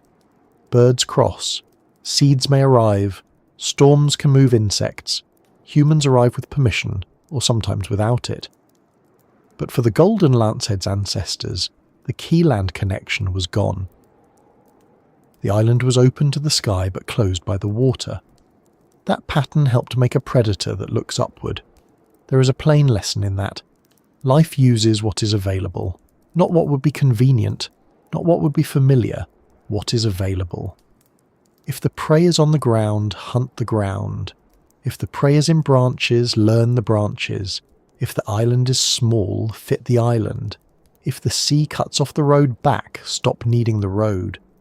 Of course, evolution is not a conscious decision. No snake decided to become better at bird hunting because it had attended a motivational seminar on adapting to challenges. The process is slower and less tidy. Some individuals survived better. Some reproduced more successfully. Their traits appeared more often in later generations. Over time, the population changed. This is not a story of effort in the human sense. It is a story of filtering. The island kept filtering the snakes through its conditions until the Yararaka Ilhoa was no longer simply a stranded mainland snake. The sea built the kingdom by taking things away. It took away the land bridge. It took away easy movement back to the mainland. It took away the broader menu of prey. It took away the large connected forest context. And by taking those things away, it created a smaller world where new traits mattered more. That is not a romantic process. It is practical and sometimes brutal. Animals that could not manage the island's demands did not leave descendants. Animals that could manage did. When people call Queimada Grande a paradise for snakes, they often mean there are many snakes and few people, but paradise may be the wrong word. A paradise sounds easy. The island is not easy. It is a place of limited food, limited range, and high stakes. The golden lancehead did not become unique because the island was generous. It became unique because the island was restrictive. That's a very different thing. And maybe this is why the island holds our attention so strongly. It shows us evolution in a concentrated form. On a huge continent, changes can spread out and become harder to see. On a small island, the boundary is clear. Here is the mainland relative. Here is the island species. Here is the old connection, gone underwater. Here is the new diet. Here is the altered behaviour. The story is not simple, but it is visible enough that we can follow it. This also makes the island valuable for science. By studying the golden lancehead, researchers can better understand how isolation affects anatomy, behaviour, venom, genetics, and conservation risk. Smithsonian has noted that scientists are interested in the golden lancehead, partly because understanding it may improve understanding of the broader Bothrops genus, a medically important group in Brazil.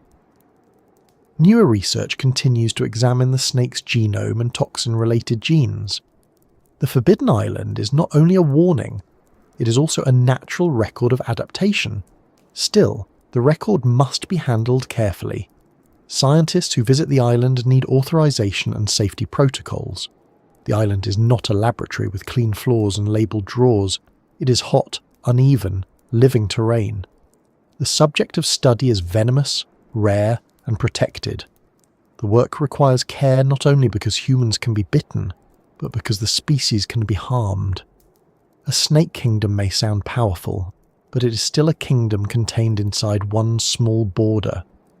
Over long time, the sea made Queimada Grande separate. Over many generations, the island made the golden lancehead distinct. Together, water and land created a place where a snake could become both famous and vulnerable. The ocean that surrounds the island is not just empty space between Brazil and a dangerous shore. It is part of the animal's origin. It is the reason the story exists at all. So when we imagine the island now, it helps to see the water not as background, but as the first architect. The waves around Queimada Grande are still doing the same basic job they have done for ages. They mark the boundary. They keep the island apart. They remind every land animal there that the world ends at the rocks. Birds may cross, boats may approach, researchers may land with permission, but for the snakes, the island remains the whole country. Somewhere in the vegetation, the golden lanceheads continue the life that separation made possible. They are not waiting for rescue from the mainland. They are not unfinished versions of their relatives. They are the result of an old division that became permanent enough to shape bodies, diets, and danger. The sea built the snake kingdom not by placing snakes there, but by closing the door behind them, leaving them with a smaller world, a different menu, and enough time for survival to become something new. And from that point, the story moves naturally toward the part of the golden lancehead that made the world step back most quickly. Not its colour, not its island home, not even the legends around it, but the venom that developed inside this isolated life, powerful enough to make researchers cautious, visitors unwelcome, and the island's reputation travel far beyond the Atlantic water around it. The part of Snake Island that most quickly travels through human imagination is not the steep rock, or the Atlantic water, or even the fact that so many snakes live on such a small piece of land. It is the venom. That single word changes the way people picture the island. Without it, Queimada Grande might sound like an unusual wildlife refuge, a difficult place to land, a small green island with a rare snake and a complicated conservation story. Add venom, and suddenly the mind moves more carefully. The ground becomes less friendly. The branches seem closer. Every patch of shade begins to feel as if it might be watching. But venom is often misunderstood because it sits in that uncomfortable space between biology and fear. It is real, it is dangerous, and it deserves respect. At the same time, it is not magic. It is not anger in liquid form. It is not a curse hidden behind fangs. Venom is a biological tool. It is made by the animal's body, delivered through a bite, and used mainly for catching prey and defending against threats. The golden lancehead did not become venomous because it wanted to frighten boat crews or become the star of dramatic internet lists. It became venomous because its ancestors belonged to a lineage of snakes that used venom to survive, and on the island that venom continued to change under the pressure of island life. A snake's venom is not one simple substance. It is more like a chemical mixture, made of many proteins, enzymes, peptides, and other molecules that can affect the body in different ways. Some venoms interfere with blood clotting, some damage tissues, some affect nerves or muscles, some do several things at once because nature rarely says, "Let's keep this tidy for the sake of future documentary narration." In lancehead snakes, including members of the genus Bothrops, venom often has strong effects on blood and tissue. That is part of why bites from this group can be medically serious. Researchers studying Brazilian Bothrops venoms have shown that these venoms can vary across species and populations, and that prey type and prey escape ability can help shape venom function over evolutionary time. For the golden lancehead, the island's missing mammals are once again important. On the mainland, the common jararaca often feeds on rodents and hunts mostly on the ground. On Queimada Grande, adult golden lanceheads feed mainly on birds, and Butantan describes young snakes as eating smaller prey such as amphibians and centipedes, before shifting toward birds as adults. That difference matters, because a bird is a difficult meal to keep. It can fly. A bitten bird that manages to leave the branch may disappear beyond reach, carrying the snake's dinner into the sky, which is very inconsiderate from the snake's point of view, though perfectly understandable from the bird's. This is where venom becomes part of the island's history. If a snake depends heavily on birds, then venom that acts effectively on birds is useful. Not because the snake is trying to be more frightening to humans, but because prey that can escape quickly creates a very specific problem. A rodent on the ground may run, but it usually remains within a trackable world of scent, leaves, soil, and roots. A bird can turn one strike into a vanished meal. The island's snakes faced a situation where speed and effectiveness against avian prey mattered. Over generations, the golden lancehead's venom became associated with the feeding style. Butantan has explained that newer studies overturn the old claim that its venom is simply more potent than the mainland jararaca's, finding instead that it is more effective for preying on birds. That distinction is important. For years, one of the most repeated claims about the golden lancehead was that its venom was many times more powerful than that of its mainland relatives. The number was passed around with confidence, as numbers often are, especially when they're scary and fit nicely into a sentence. Early research by Afrânio do Amaral in the 1920s involved testing the venom on pigeons, and he concluded that the species was extremely venomous, possibly far more so than the common jararaca.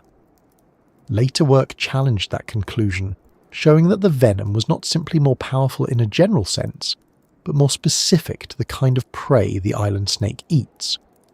The Butantan historical account notes that the older idea of it being 50 times more potent was later overturned by research showing greater prey specificity rather than greater overall potency. This is a good example of how science corrects a story. A first observation can be dramatic and partly right, but incomplete. The snake's venom did have a strong effect on birds. That was real. But saying it is therefore universally stronger than another snake's venom is like tasting one very spicy soup and declaring it the most powerful liquid in the universe. It may be impressive in one situation, but the details matter. Venom works differently depending on the animal affected, the dose, the route of delivery, the body size of the victim, and the biological systems involved. A venom that is especially effective against birds may not be stronger in every possible way. It may be better tuned to a particular job. That tuning makes the golden lancehead more interesting, not less. Exaggeration often flattens nature. It takes a complex animal and turns it into a warning label. The truth has more texture. The venom is not famous because it is a cartoon superpower. It is famous because it carries the story of adaptation inside it. The island's geography, the absence of usual prey, the reliance on birds, and the snake's hunting behaviour are all reflected in that chemical mixture. The venom is part of the island, in a sense.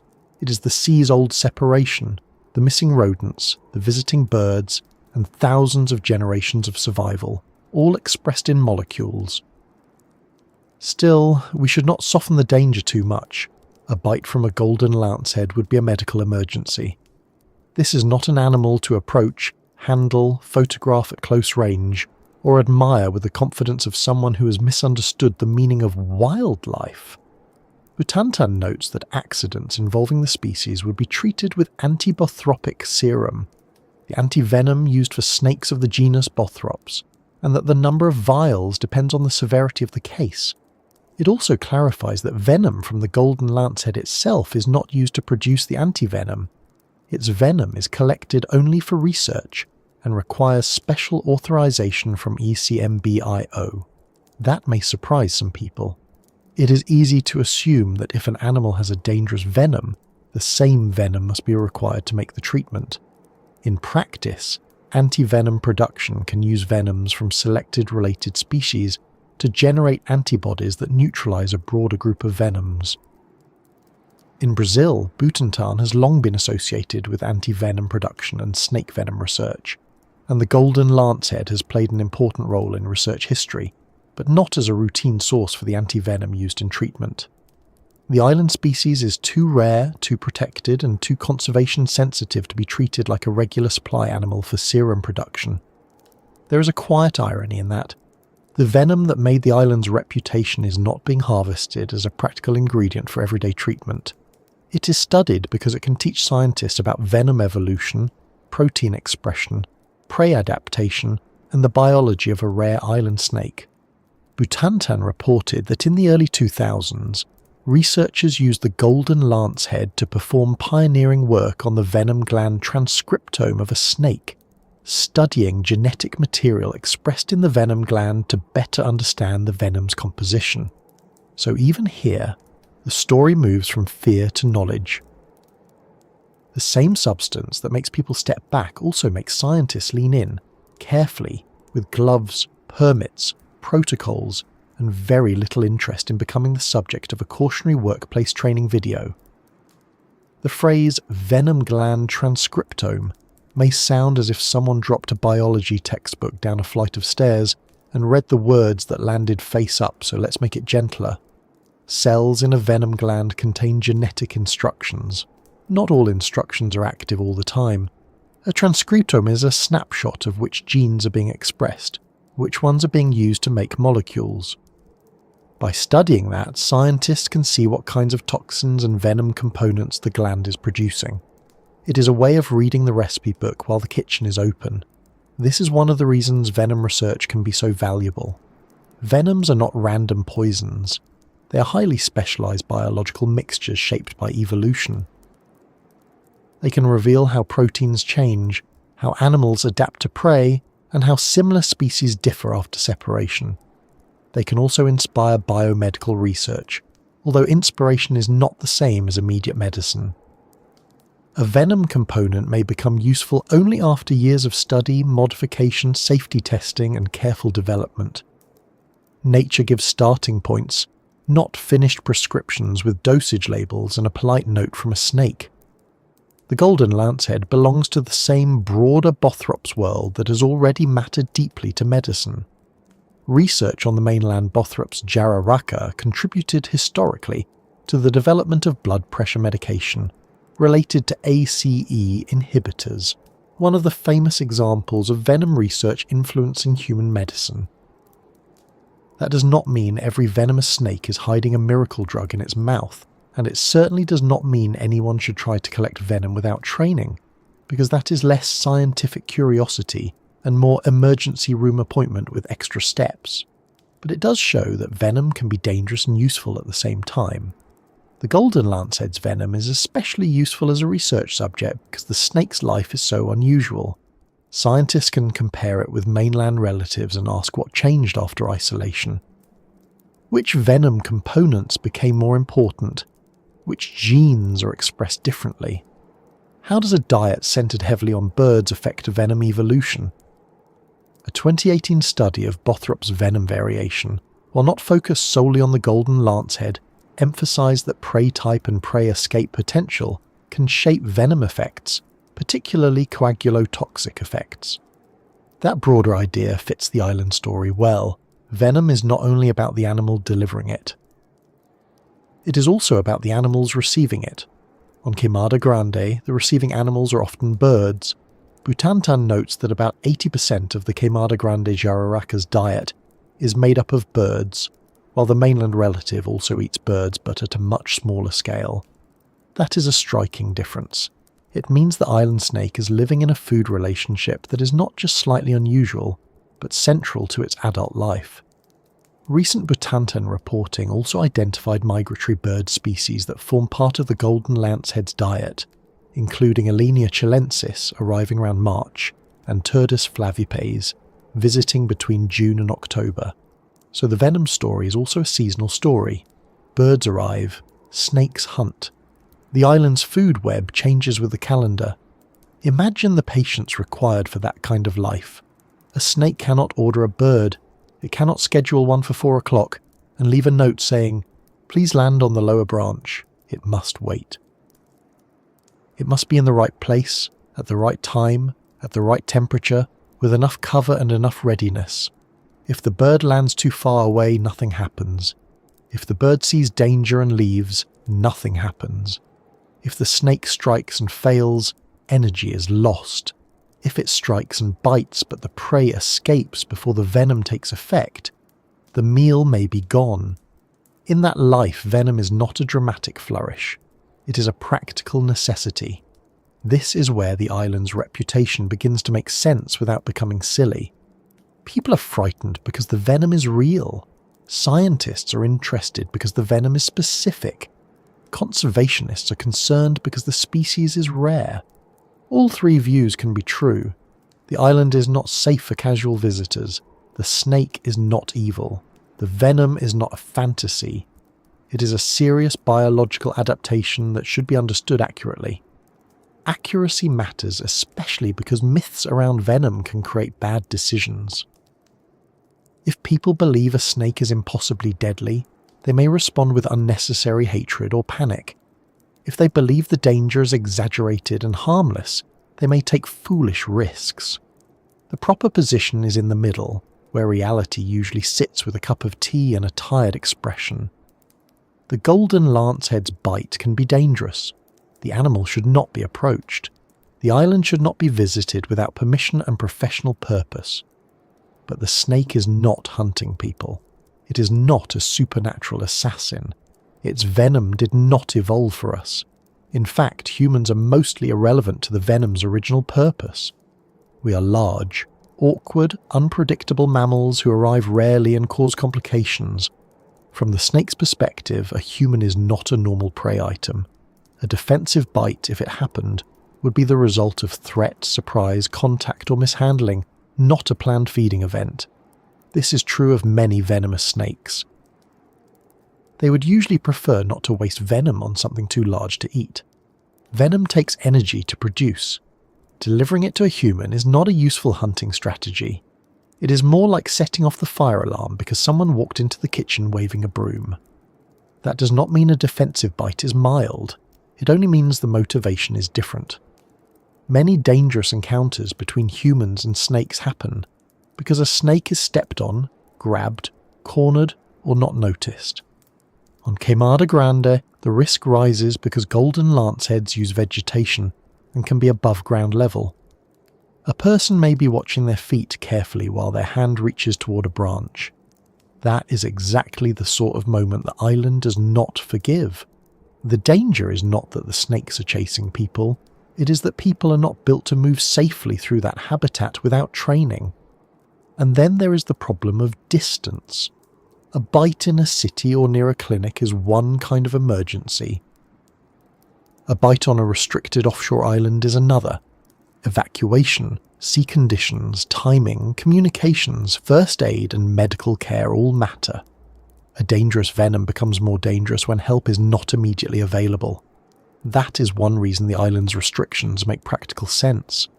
It is not only about preventing bites, it is about preventing the kind of bite that happens far from easy treatment, in terrain where reaching the injured person and moving them out could be difficult.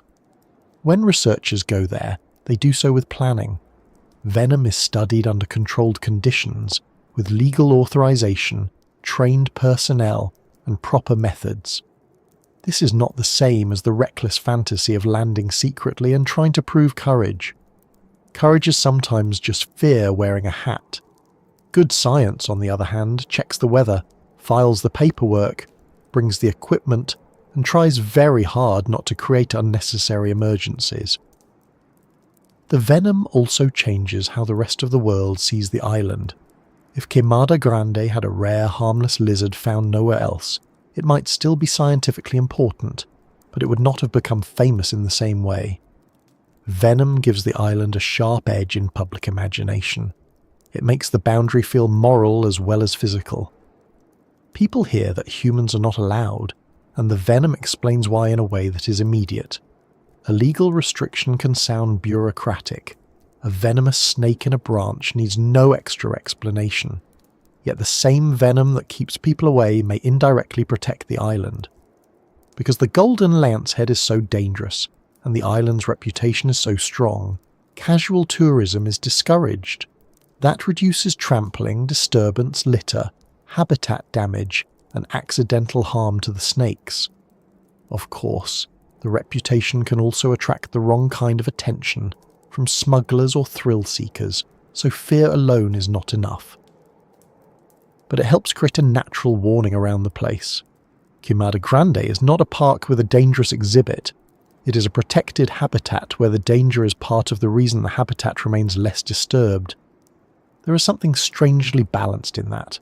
The venom protects the snake by helping it catch birds. It protects the snake by discouraging some humans. It also threatens the snake by making it famous and valuable to illegal collectors.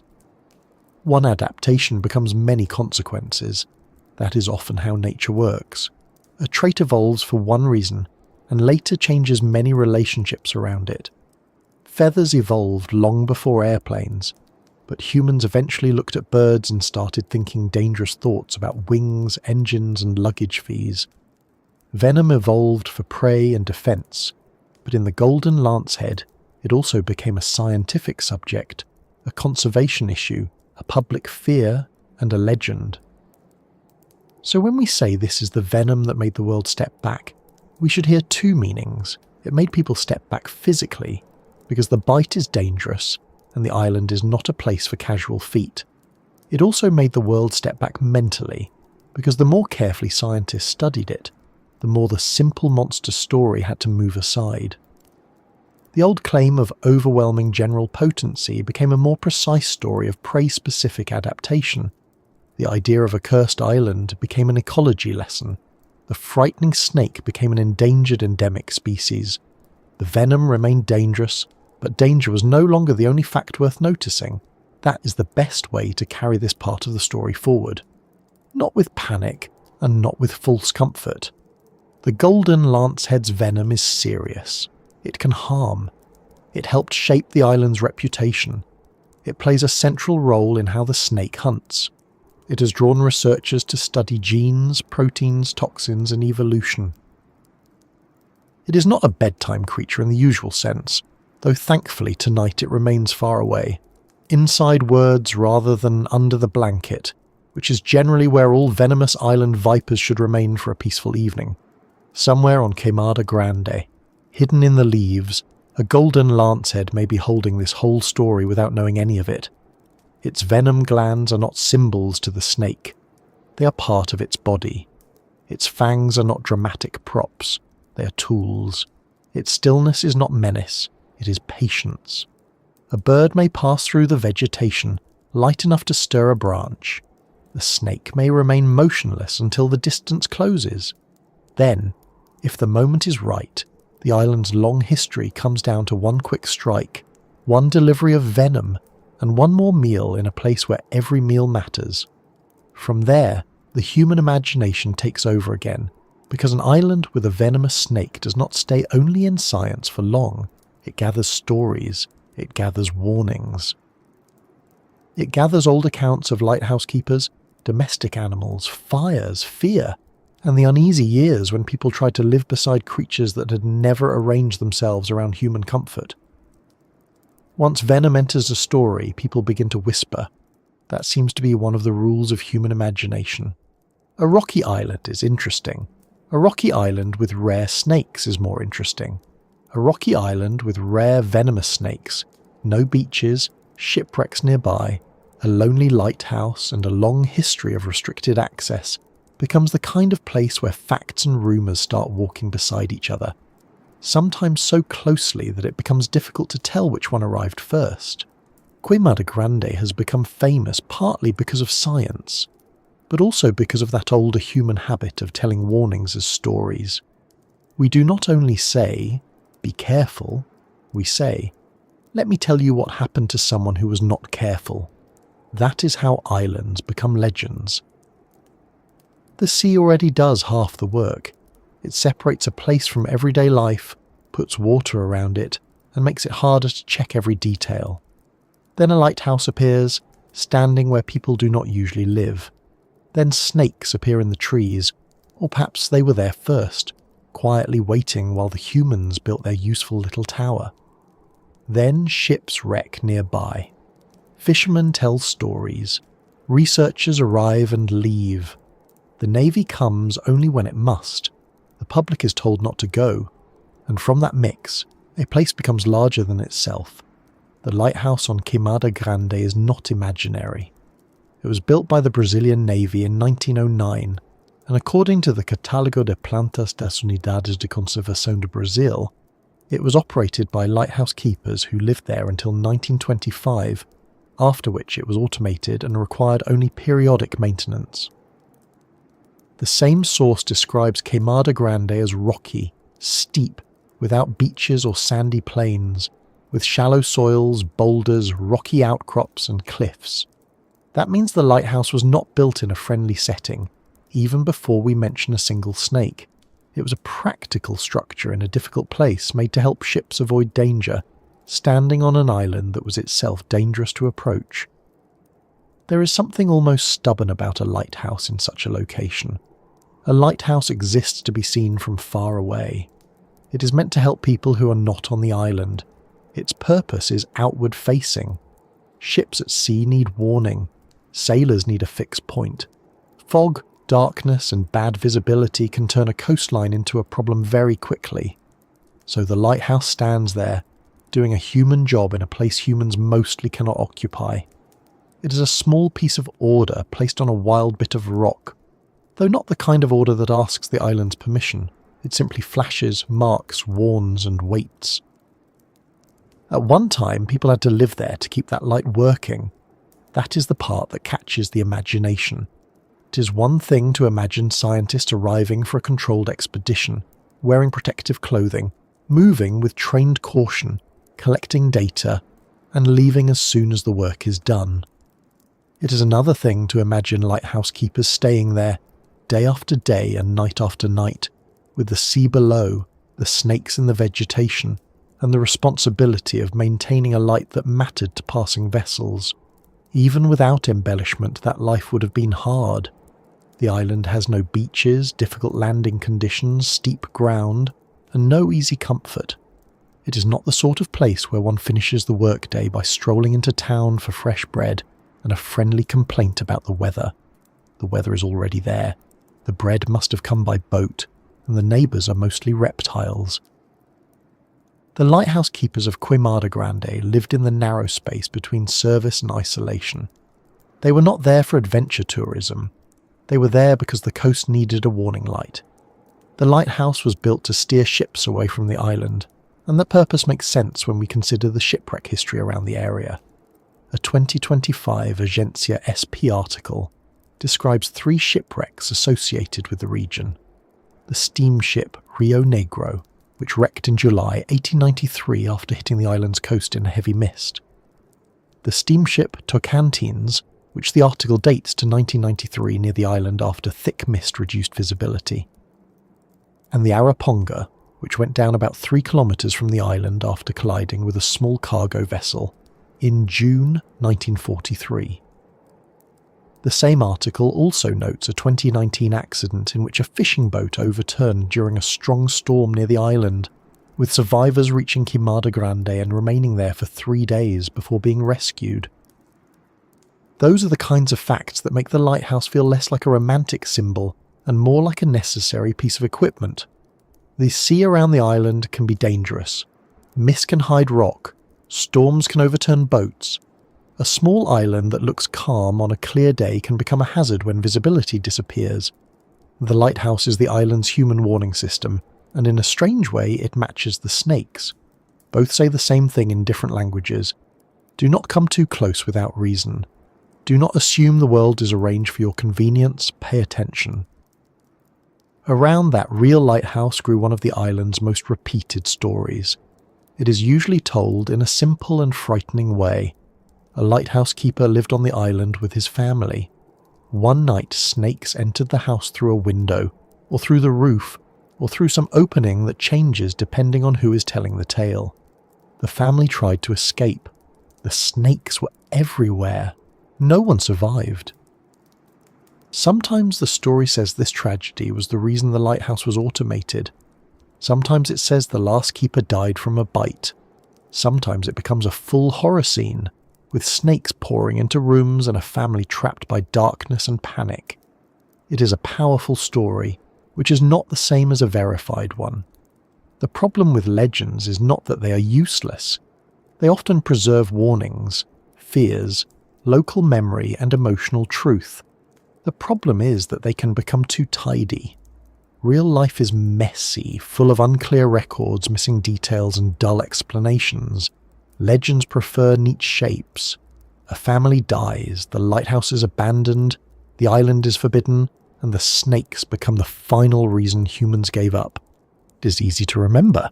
It feels complete.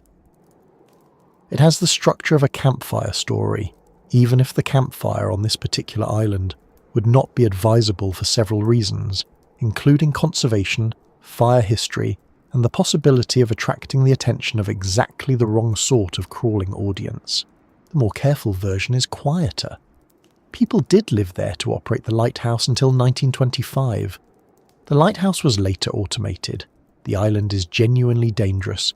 The snakes use vegetation and can be hard to see, but the famous family tragedy should be treated as a local legend rather than established history. Smithsonian Magazine notes that the lighthouse has been automated since the 1920s and that the Brazilian Navy makes maintenance visits, while legal scientific visits are specially controlled. It does not turn the Keeper family story into a documented event, and neither should we. That may sound less dramatic, but it is actually more interesting. A legend does not need to be historically certain to tell us something about the island's reputation. The lighthouse story exists because the island feels like the kind of place where such a thing could happen. A family alone, a stormy night, snakes in the trees, no help nearby. A tower meant to protect others, while the people living beside it are themselves exposed. The story has endured because it translates practical danger into human terms. The island is unsafe becomes, imagine being trapped there. The warning becomes personal. Many old warnings work this way. A dangerous river gets a story about a person pulled under. A cliff gets a story about someone who leaned too far. A forest gets a story about travellers who ignored the path. Humans remember danger better when danger has a face, a house, a family, a mistake, or a final moment. We do not always pass down statistics. We pass down stories with doors and windows. On Queimada Grande, windows matter in the imagination because the snakes climb. Butantan experts explain that the Jararaca Ilha uses vegetation and tree cover heavily, and that people who are used to watching the ground can be surprised by snakes in branches or places they did not expect. The experts also stress that this does not mean the snakes leap at people or attack everyone they encounter. If a person comes too close and the animal feels threatened, it may flee or defend itself. That distinction is essential. The real danger lies in proximity, surprise, terrain, and distance from treatment, not in the snakes behaving like villains with a schedule. Still, once people know the snakes can be above ground, the mind fills in the rest. A branch near a roof, a vine near a wall, a window left open, a shadow in a corner. The Lighthouse legend almost writes itself because the animal's real behaviour makes the imagined event feel possible. That is how folklore often attaches itself to biology. The facts provide the bones, fear adds the skin. Other stories grew around the island too. One of the oldest kinds is the treasure story. Agencia SP describes a legend that a fortune may have been hidden on Queimada Grande more than 500 years ago, with some versions connecting it to an explorer who stole gold from parts of Latin America. The same article notes another version of the legend claiming snakes were deliberately placed on the island to protect the treasure from pirates or adventurers. It also points out the irony that, if the story were true, the supposed strategy would have had a strange afterlife, since the critically threatened golden lancehead is now endangered partly because smugglers and collectors value it. The treasure legend is almost certainly best treated as folklore, but it is worth pausing over because it shows how humans explain abundance when abundance frightens us. People saw, or heard about, an island full of snakes and asked, why would so many snakes be there? Before modern evolutionary explanations became familiar, a story about treasure and pirates could fill the gap. Someone must have put them there. Someone must have wanted to keep people away.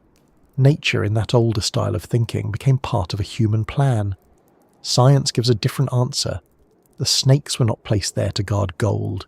Their ancestors were isolated by changing sea levels, and over many generations the island shaped them into a distinct species. But the legend remains appealing because it gives intention to a place that otherwise feels indifferent.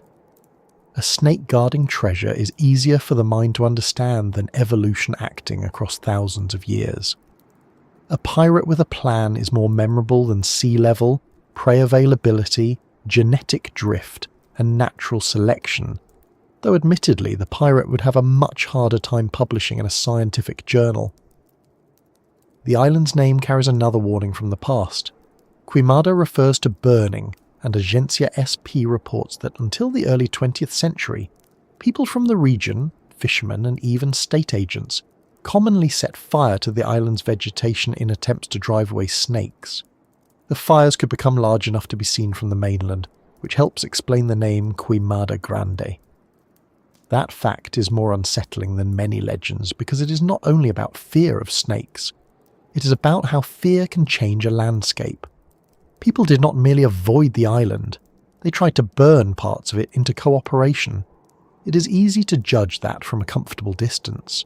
Of course, setting fire to a rare island habitat is harmful. Of course, the snakes were native and should not have been treated as intruders in their own home. But people acting in the past often did not have our current conservation framework. They had boats, risk, practical needs, and a dangerous place near their coast. If they wanted to land, gather something, clear something, or simply reduce danger, fire may have looked like a tool. Humans have always used fire to make landscapes easier for ourselves, sometimes carefully, sometimes disastrously. On Queimada Grande, fire became part of the island's name and part of its ecological history.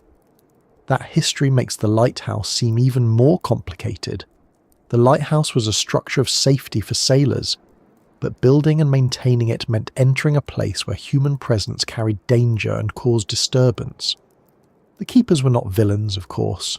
They were workers doing a necessary job. The Navy was not building a resort, it was marking a hazard. But the island's human history is full of these double meanings.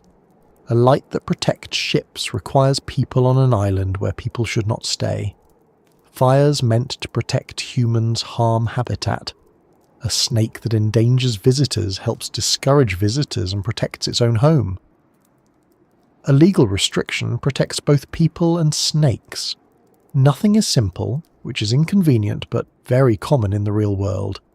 The shipwreck stories add another layer. Shipwrecks are not legends in the same way the Keeper family story is.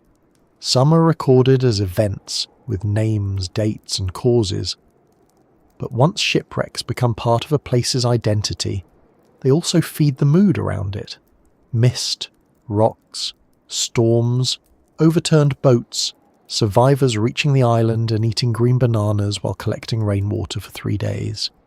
These are not bedtime images in the ordinary sense, though the green bananas do add a small touch of survival menu disappointment. Yet they help explain why the island feels like a warning from every direction. The land is dangerous, the water is dangerous, the animals are dangerous. Even the act of reaching safety after a shipwreck might mean reaching a place where one must still be cautious with every step. The 2019 incident is especially striking because it reverses the usual idea of Snake Island. We often think of the island as the danger someone should avoid. But for those survivors, after a boat overturned at night during a storm, the island became the only reachable land. 4 men swam until morning, reached the rocks, and survived there for 3 days before rescue, according to the Agencia SP account. That is a reminder that danger is always relative to circumstance. In one situation, the island is a place to avoid. In another, it is the only thing between a person and the open sea. Imagine the strange feeling of that. You survive the water, only to reach the famous island of snakes. Relief and fear arriving together, not taking turns, just crowding into the same tired body. The rock beneath your hands is solid, but the vegetation above it holds the island's reputation. Rainwater becomes precious. Green bananas become food. Every movement matters. There is no comfortable version of that story, and yet survival is rarely comfortable. Sometimes safety is only the least dangerous option available. The lighthouse, in that context, becomes more than a structure. It is part of a wider system of warnings. It tells ships where danger is. The island's reputation tells the public not to land. The snakes tell careless visitors, in the most direct biological language, that this habitat is not for them. The laws tell people that entry without authorization can have consequences. Butantan specialists tell us which online claims are myths and which dangers are real. Each warning has a different tone. Some are official, some are scientific, some are whispered, some flash across dark water, and the whispered ones are not always useless. A fisherman saying, "Do not land there," may not explain endemic species, arboreal behaviour, Antivenom logistics, or ICMBIO authorization, but the warning may still save a life. Folklore can preserve caution long before formal education arrives. The problem comes when the folklore replaces understanding. If the island is only a nightmare, people may hate the snakes. If it is only a myth, people may underestimate the danger. The better path is to let the stories lead us toward facts, not away from them. This is why the lighthouse legend should be held gently, not swallowed whole and not thrown away completely. They belong to the cultural weather around the island. They show how people have tried to make sense of a place that resists ordinary use. The image of a keeper's house on a snake-filled island is powerful because it brings the island's danger indoors. It turns an ecological fact into a domestic fear. Most people do not know what it feels like to walk through dense viper habitat. But everyone understands a window, a room, a bed, a family, and the fear of something entering where safety is supposed to be. That is probably why the legend lasts. It takes the island's central rule and gives it a human shape. Humans do not belong here, but the real reason humans do not belong there now is not only fear, it is also responsibility. Queimada Grande is a protected conservation area. Butantan and ICM Bio both emphasise that access is controlled, and Butantan states that only researchers with CISPIO authorization may visit, with unauthorized entry carrying possible legal consequences as an environmental crime. The same Butantan account explains that the island's danger includes not only the snakes, but also the difficult geography, lack of beach, rocky landing, steep trail sections, and distance from medical care. That official reality is quieter than the legends, but more useful. The island is not closed because of one dramatic night. It is restricted because the place is dangerous, The species is rare, and the ecosystem needs protection. There is no need for a single tragic origin story. The truth is broad enough. The snakes are venomous and hard to see. The terrain is rough. The landing is risky. The nearest medical help is not next door. The golden lancehead is critically threatened. Illegal collection is a concern. The island's habitat has already been shaped by fire and human use. Put all that together, and the warning becomes clear without needing to imagine snakes pouring through a window. Still, one can understand why the old lighthouse draws the mind. It stands as proof that people once tried to live beside this danger, not as tourists, but as workers. Their presence was temporary in the long view, but significant in the island's human story. For a few decades, the island's night included a human routine: lamps, tools, provisions, maintenance, perhaps footsteps on paths, perhaps a person listening to the sea after dark. Then automation arrived, and the need for daily human residence ended. The light continued, but people no longer had to stay. In that way, technology allowed the island to become less inhabited by us while still serving navigation. There is something fitting about that. The best human solution for Queimada Grande was not to conquer it, clear it, settle it, or make it comfortable. It was to reduce the need for people to be there. A lighthouse that maintains its warning without requiring permanent residence is a compromise. Ships still receive guidance, humans stay safer. The island is disturbed less often. The snakes continue being snakes, which is generally what snakes are best at. The Brazilian Navy's periodic maintenance visits keep that connection alive. Smithsonian describes the Navy as making maintenance visits to the automated lighthouse, while biologists and researchers may visit by special permission to study the golden lanceheads. So the island is not abandoned in the sense of being forgotten. It is watched, studied, and maintained from a distance. Its human contact is limited, purposeful, and carefully controlled. That is different from emptiness. It is more like a respectful arrangement, though one suspects the snakes did not attend the meeting. As night falls in the imagination, the lighthouse becomes easier to picture. The sea darkens, the island's vegetation becomes a mass rather than many details. The rocks lose their sharp outlines. Birds settle or pass. Insects begin their small work. Somewhere in the leaves, a golden lancehead rests, invisible unless a trained eye knows exactly how to look. Then the lighthouse flashes, not for the snakes, not for the island, but for the moving points of human life offshore. A boat far away sees it and understands. There is land there. There is danger there. Keep your distance. That is the cleanest warning the island gives. Keep your distance, not forever from knowledge, not forever from care, but from casual contact, from careless landing, from turning rare life into a thrill. The lighthouse warns ships away from rock. The law warns people away from unauthorized entry. Science warns us away from exaggeration. Conservation warns us away from thinking that fear makes a species less worthy of protection. And the legends, for all their uncertainty, whisper the same instruction in older language. Do not treat this island as ordinary. Do not assume a green place is gentle. Do not mistake silence for safety. Do not open the window without knowing what lives outside. The stories of Queimada Grande are not all the same kind of truth. Some are documented history, like the lighthouse built in 1909 and operated by keepers until 1925. Some are ecological truth, like the island's rare snakes and controlled access. Some are maritime history, like the shipwrecks around the island.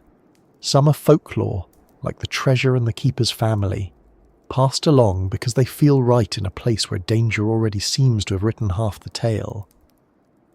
But together they form the human atmosphere around Snake Island. They show how people responded to a place that did not welcome them easily. They burned vegetation, they built a lighthouse, they told stories, they warned one another. Eventually they stepped back, and stepping back may be the most important part. Because the island's future does not depend on becoming less mysterious to everyone. It depends on being protected from the wrong kind of attention. The lighthouse can keep flashing. The researchers can keep studying. The Navy can keep maintaining what must be maintained. The rest of us can listen from shore, from maps, from careful science, and from stories that remind us that some places are best understood without being entered. That thought carries us naturally toward the reason those restrictions matter today, not only as a safety rule for people, but as a boundary around one of the rarest snake habitats on Earth. The reason humans are not allowed to stay on Queimada Grande is usually explained in the simplest possible way. There are too many venomous snakes. That answer is true, but it is not complete.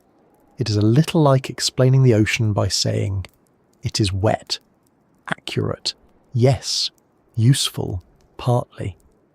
But there is a great deal more going on under the surface, and in the case of Snake Island, some of that surface may also contain a golden lancehead in a branch. So we will continue gently and with great respect for both surfaces and branches.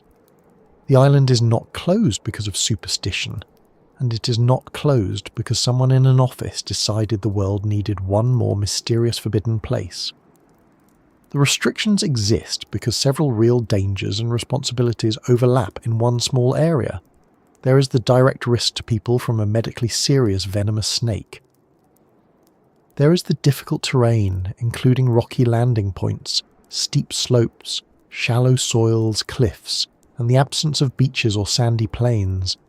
There is the island's distance from the mainland and from immediate medical care.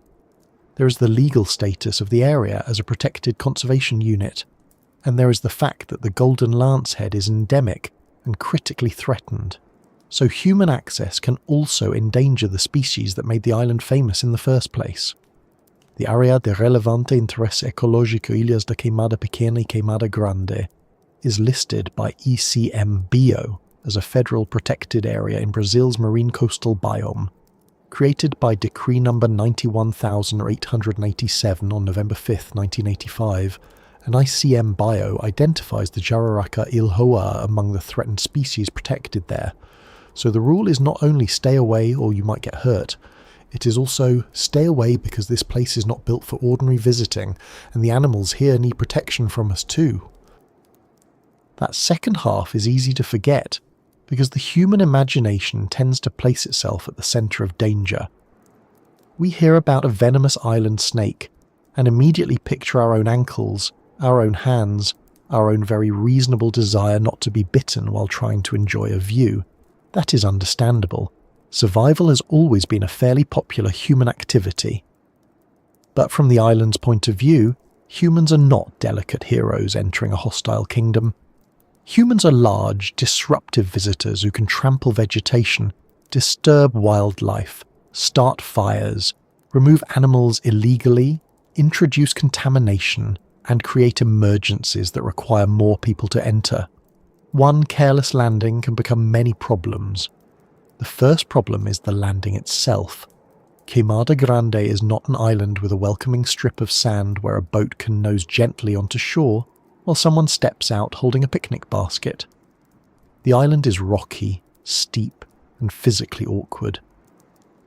A description in Brazil's Protected Area Plant Catalogue explains that Queimada Grande is made of steep slopes and cliffs, with shallow soils, many boulders, rocky outcrops, and no beaches or sandy plains. It also notes that the island rises to about 210 metres above sea level. That means just arriving safely can already be difficult. Add waves, wet rock, heavy gear, heat, and the need to watch for venomous snakes, and a simple visit becomes less like a walk and more like a carefully planned operation. This is one reason trained researchers do not treat the island casually. ICMBio describes Queimada Grande today as a restricted area for researchers and environmental professionals. Before visiting, researchers need SIS bio authorization, which is granted only after a proposal is submitted and evaluated by ICMBio. The same ICMBio account describes the rocky, slippery landing, the high snake density, the need for specialists, suitable clothing, constant attention, and proper equipment such as hooks, herpetological forceps, and containment tubes when handling snakes. This is not the language of adventure. It is the language of controlled risk. It is the language of people who know that the island does not allow mistakes to remain small for very long. The second problem is visibility. The danger on Snake Island is not like a large animal standing in an open field. A golden lancehead can be hidden in leaves, under cover, or in vegetation above the ground. Butantan specialists have explained that the Jararaca ilhoa uses tree cover and vegetation, so a person who looks only at the ground can be surprised by a snake in a place they did not expect. They also clarify that the animal is not simply aggressive toward everyone it encounters. Like other snakes, it may flee or defend itself if it feels threatened. That detail matters because it corrects two mistakes at once. The snake is not a villain, but the risk is still very real. A visitor might imagine they would be careful. Most people do. In fact, "I'll be careful" may be one of the most overworked sentences in human history, right after "I definitely remember where I put my keys." But being careful on Queimada Grande is not the same as being careful crossing a street or walking downstairs with a mug of tea. It requires knowing how to scan vegetation, where to place hands, how to move through uneven ground, how to avoid startling an animal, what to do if one appears nearby, how to respond to a bite, how to communicate with a team, and how to evacuate safely. Ordinary caution is not enough when the environment itself is specialised. There is also the issue of medical response. A bite from a golden lancehead would be a serious medical event. But on an offshore island with rough terrain and no public infrastructure, the problem is not only the venom. It is time, distance, transport, weather, and logistics. On the mainland, an emergency can often be handled by calling medical services and moving the patient to care. On Queimada Grande, everything becomes more complicated. Someone must reach the injured person, stabilise them as well as possible, move them across difficult terrain, get them to a boat or helicopter depending on circumstances, leave the island, and reach appropriate treatment. Sea conditions may not cooperate, weather may not cooperate, the body may not politely wait while everyone solves the transportation puzzle. That is why preventing accidents is far better than being ready to respond to them. A restricted island is not an overreaction, when the consequences of one mistake can become severe so quickly. Rules that look strict from a sofa can look very reasonable from a slippery rock ledge with a venomous snake somewhere nearby, and the mainland more than 30 kilometres away. But the restrictions are not only about personal safety, they're also about conservation. This is the part of the story that changes the moral shape of the island. The golden lancehead is not a widespread snake that simply happens to have a dramatic colony there. It is found naturally only on Queimada Grande. Butantan explains that the island's jararacas became separated from mainland relatives after the territory was isolated by rising seas, then evolved differently in a restricted environment, becoming the Jararaca ilhoa. It also notes that only researchers and Brazilian Navy personnel are allowed to land. If the wild population on that island fails, the planet loses a unique species from its only natural home. This makes Queimada Grande the opposite of a disposable danger zone. It is not a place to clear, conquer, or make safe for tourism. It is a refuge, even though the animal being protected is one most people would not want to meet. Conservation often asks us to protect beautiful birds, large mammals, forests, coral reefs, and other things that are easy to place on posters. Snake Island asks for something more difficult. It asks people to protect a venomous snake that can frighten them. That is a more serious kind of respect. It does not depend on cuteness. It depends on understanding. The golden lancehead is critically threatened, and its restricted range is a major reason. ICM Bio's article describes the species as endemic, isolated, and critically threatened, while also mentioning pressures such as biopiracy, the illegal removal of animals from the island.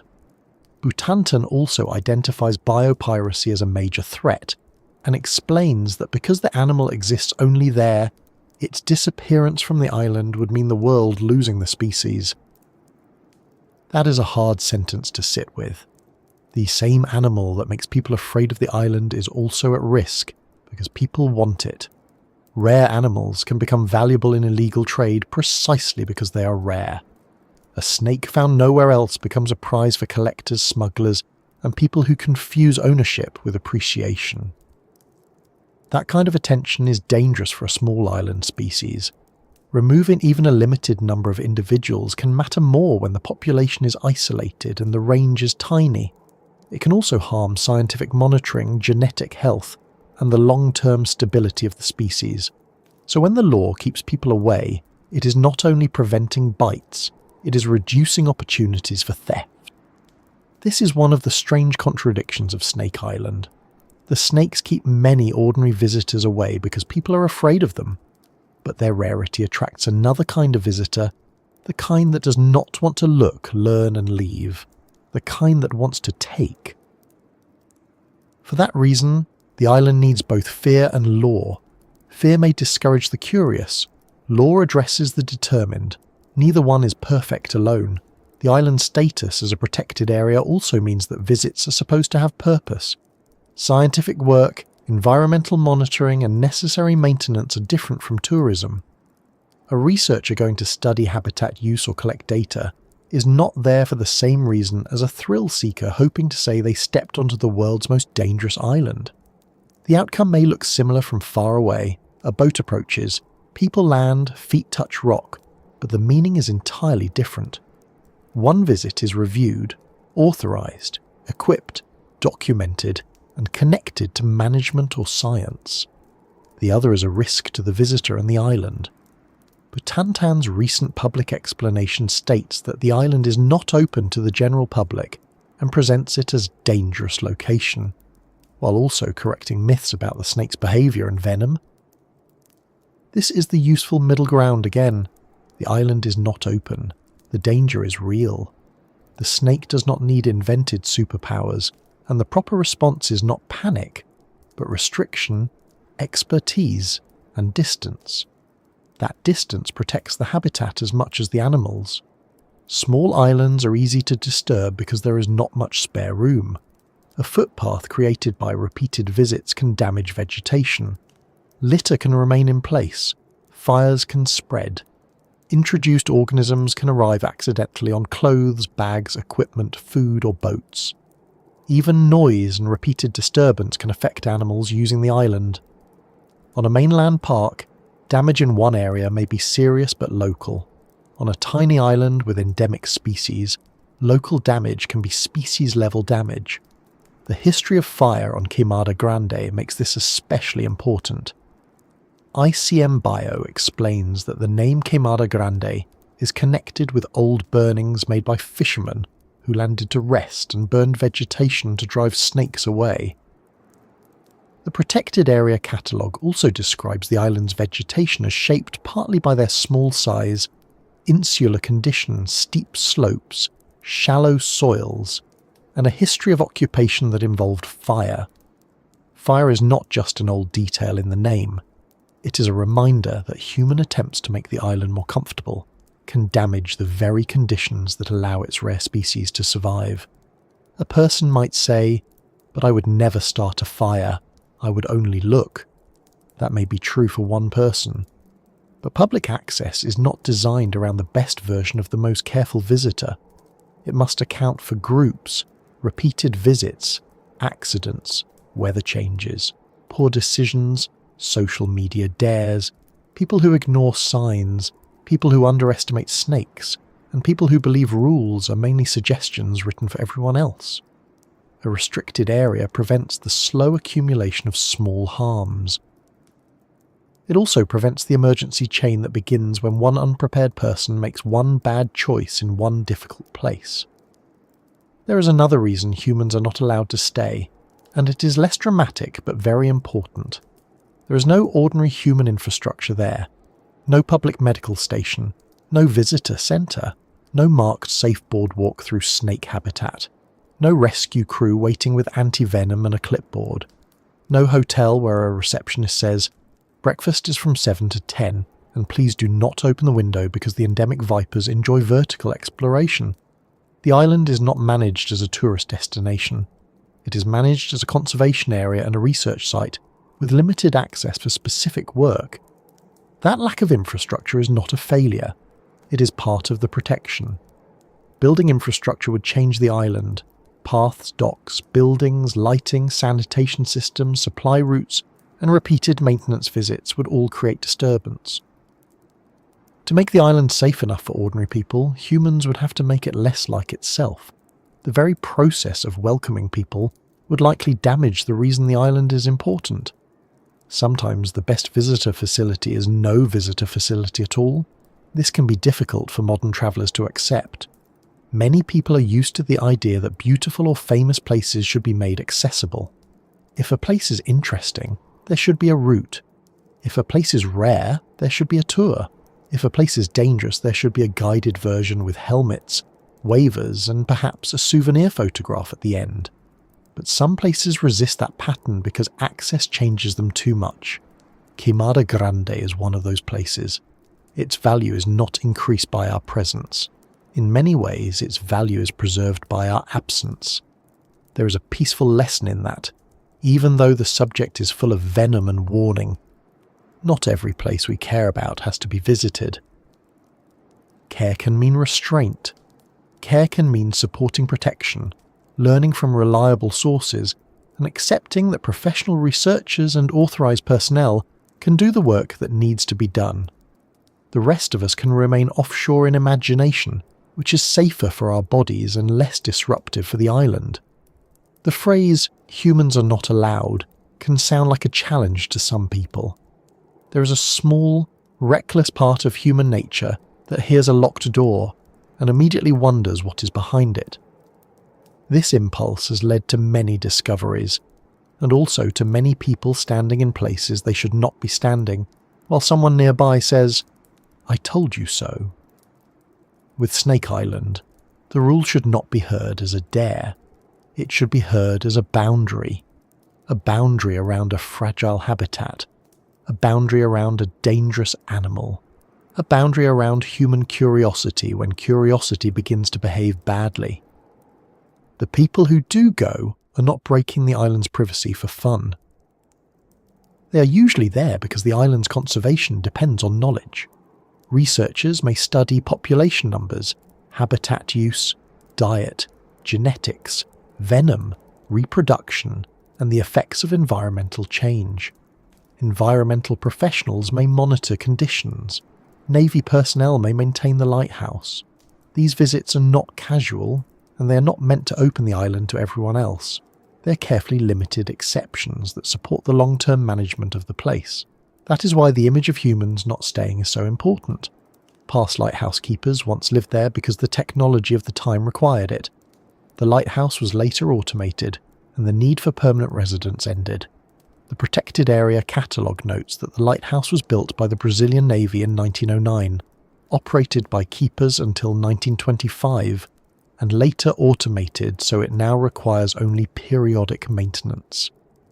In a quiet way, automation helped solve part of the island's human problem. The light could continue warning ships, while people no longer had to live in a habitat where living was difficult for them and intrusive for the island. So the island still participates in human safety, but from a distance. Its lighthouse helps vessels avoid danger.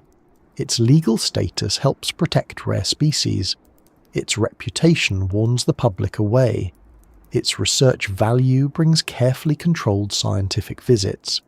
It remains connected to human systems, but not absorbed by them. That is a better arrangement than settlement would be. There's also the simple reality that a long-term human stay would require repeated supplies. Food, fresh water, equipment, fuel, waste removal, medical preparedness, repairs, communication systems and transport. Every requirement creates more visits, more landings, more movement, and more opportunities for accidents or disturbance. A short authorised research trip is already complicated. A permanent stay would multiply the problems. The island would have to accommodate human needs it never evolved to support, and humans, for all our intelligence, are needy creatures. We need water, shelter, safety, sanitation, transport, and a surprisingly large number of cables. We bring bags, tools, lights, packaging, food, medicines, batteries, and the occasional misplaced sandwich. On a small protected island, every human need becomes a management issue. The snakes, by contrast, need the island as it is. They need cover, prey, mates, suitable temperatures, and protection from removal. Their requirements are the ones the conservation rules are meant to prioritise. That does not mean humans are enemies of the island. Researchers, conservation managers, and responsible institutions are essential to protecting it now, especially because many threats are human-created. But it does mean ordinary human presence is not neutral.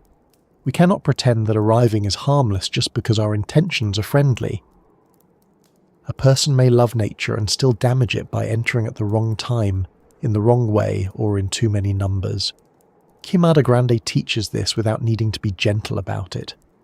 The island does not offer a comfortable compromise where everyone gets a little access and nothing changes. It asks for a firmer decision. Most people do not go. A few authorised people go for specific reasons. The snakes stay. The habitat remains as intact as possible. The public learns from a distance. That may not satisfy the part of us that wants proof through presence, but it is often how conservation must work. There is a kind of maturity in accepting that. We do not need to turn every rare place into a memory for ourselves. Some places can remain part of the world without becoming part of our personal travel history. Some animals can be respected without being seen in the wild by everyone who is curious. Some boundaries are not rejections, they are protections. So when we ask why humans are not allowed to stay, the answer becomes layered. Because the island is physically difficult. Because the snakes are venomous and often hidden. Because medical help is far away. Because unauthorized access can create legal and environmental problems. Because the golden lancehead is endemic and critically threatened. Because illegal collection has harmed the species. Because the habitat is small and sensitive. Because building for humans would change the island. Because our absence in this case is one of the best tools we have, and that is not a failure of human curiosity. It may be one of curiosity's better forms, to learn without taking, to admire without approaching, to understand that a place can matter even when we never touch it. The island does not need us to sleep there, photograph ourselves there, or leave footprints beside its rocks. It needs distance, protection, and enough careful study to help keep its rare life from disappearing. The water around Queimada Grande therefore becomes more than a barrier. It becomes part of the rule. It keeps the island separate and the law strengthens that separation. The lighthouse flashes for ships. The snakes remain in the vegetation. The researchers come and go with purpose. The rest of us stay where we are, not excluded from the story, but asked to take part in it differently. And once that idea settles, the Forbidden Island begins to look less like a place that rejects humans, and more like a place that reminds humans of limits. Not every limit is an insult. Some limits are what keep living things alive. Some limits are what prevent curiosity from becoming damage. Some limits are what allow a small green island in the Atlantic to remain, not as a conquered destination, but as a protected home for a snake that exists nowhere else. While the next question waits just offshore, how can a place so feared by people also be a paradise worth protecting? A place can be dangerous and still be worth saving. That may be one of the hardest ideas in conservation, because people usually protect what they can easily love. A soft-eyed mammal, a colourful bird, a forest trail with sunlight coming through the leaves, a coral reef full of fish that look as if someone gave a box of crayons too much responsibility. These things are easy to defend because they already feel beautiful to us.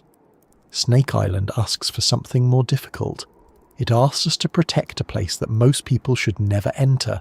For the sake of animals, most people should never touch.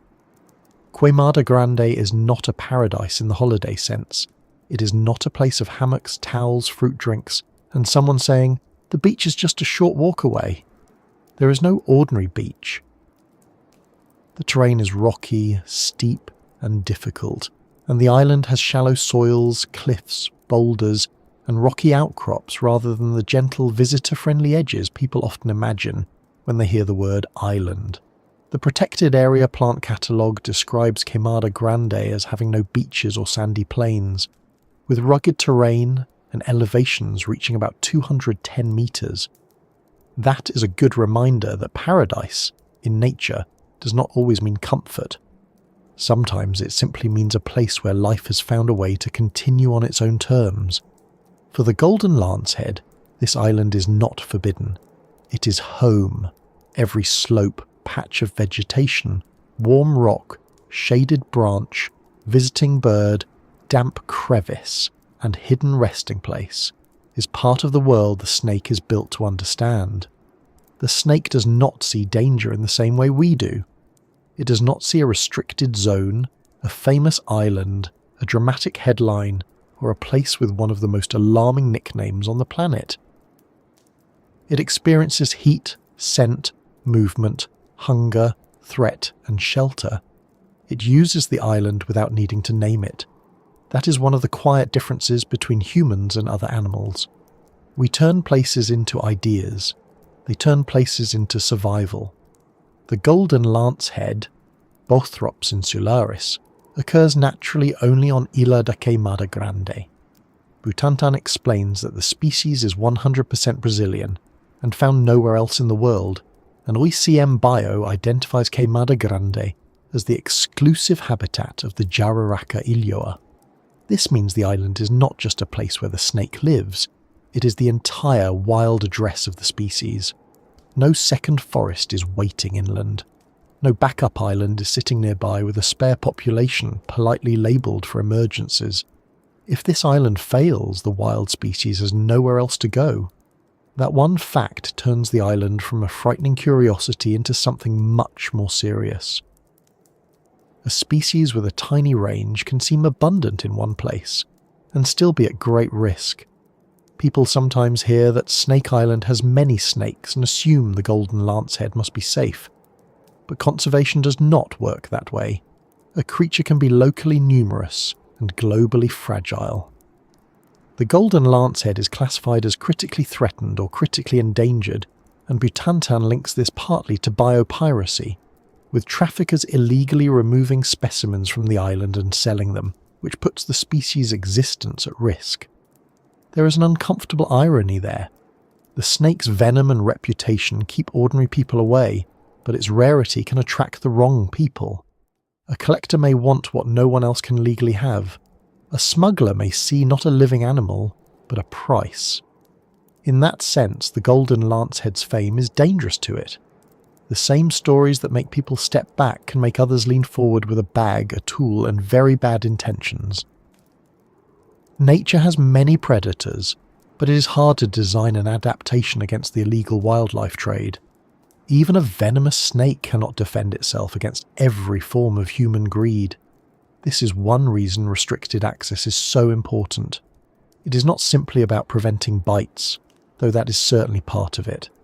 It is about reducing disturbance, preventing illegal removal, protecting habitat, and making sure that the people who enter do so for a clear scientific or management purpose. ICM Bio describes Queimada Grande as a restricted area for researchers and environmental professionals, with visits requiring SIF Bio authorization after proposals are evaluated. That may sound formal, but the island needs formality. It needs paperwork, permission, planning, and people who know exactly why they're going there. It does not need impulse visits from someone who watched a video at midnight and woke up thinking, I could probably manage that. That sentence has caused enough trouble in human history already. But the island is not only the golden lancehead. It is easy to let one famous animal take up the whole story, especially when that animal is venomous enough to make the rest of the cast nervous. But Queimada Grande is a small ecological community, not a single species exhibit. Butantan's 2025 overview notes that besides the Jararaca Ilhoa, the island also shelters an endemic amphibian, Synax peixotoi, a tiny frog associated with bromeliads, and the Protected Area Catalogue identifies both the golden lancehead and Synax peixotoi as point endemics categorised as critically endangered at national and global levels. That makes the island even more important. It is not merely famous for one dangerous snake, it is a small container of unique life. Small islands can be like that. They hold more significance than their size suggests. A person looking from the mainland may see only a green shape in the ocean, but from a biological view, that green shape can contain evolutionary histories found nowhere else. It can hold plants adapted to wind, thin soil, salt spray and isolation. It can hold insects that fill quiet roles no headline will ever mention. It can hold birds that arrive seasonally and connect the island to wider movements across the coast. It can hold lizards, spiders, frogs, and snakes, all living in a space so limited that every change matters.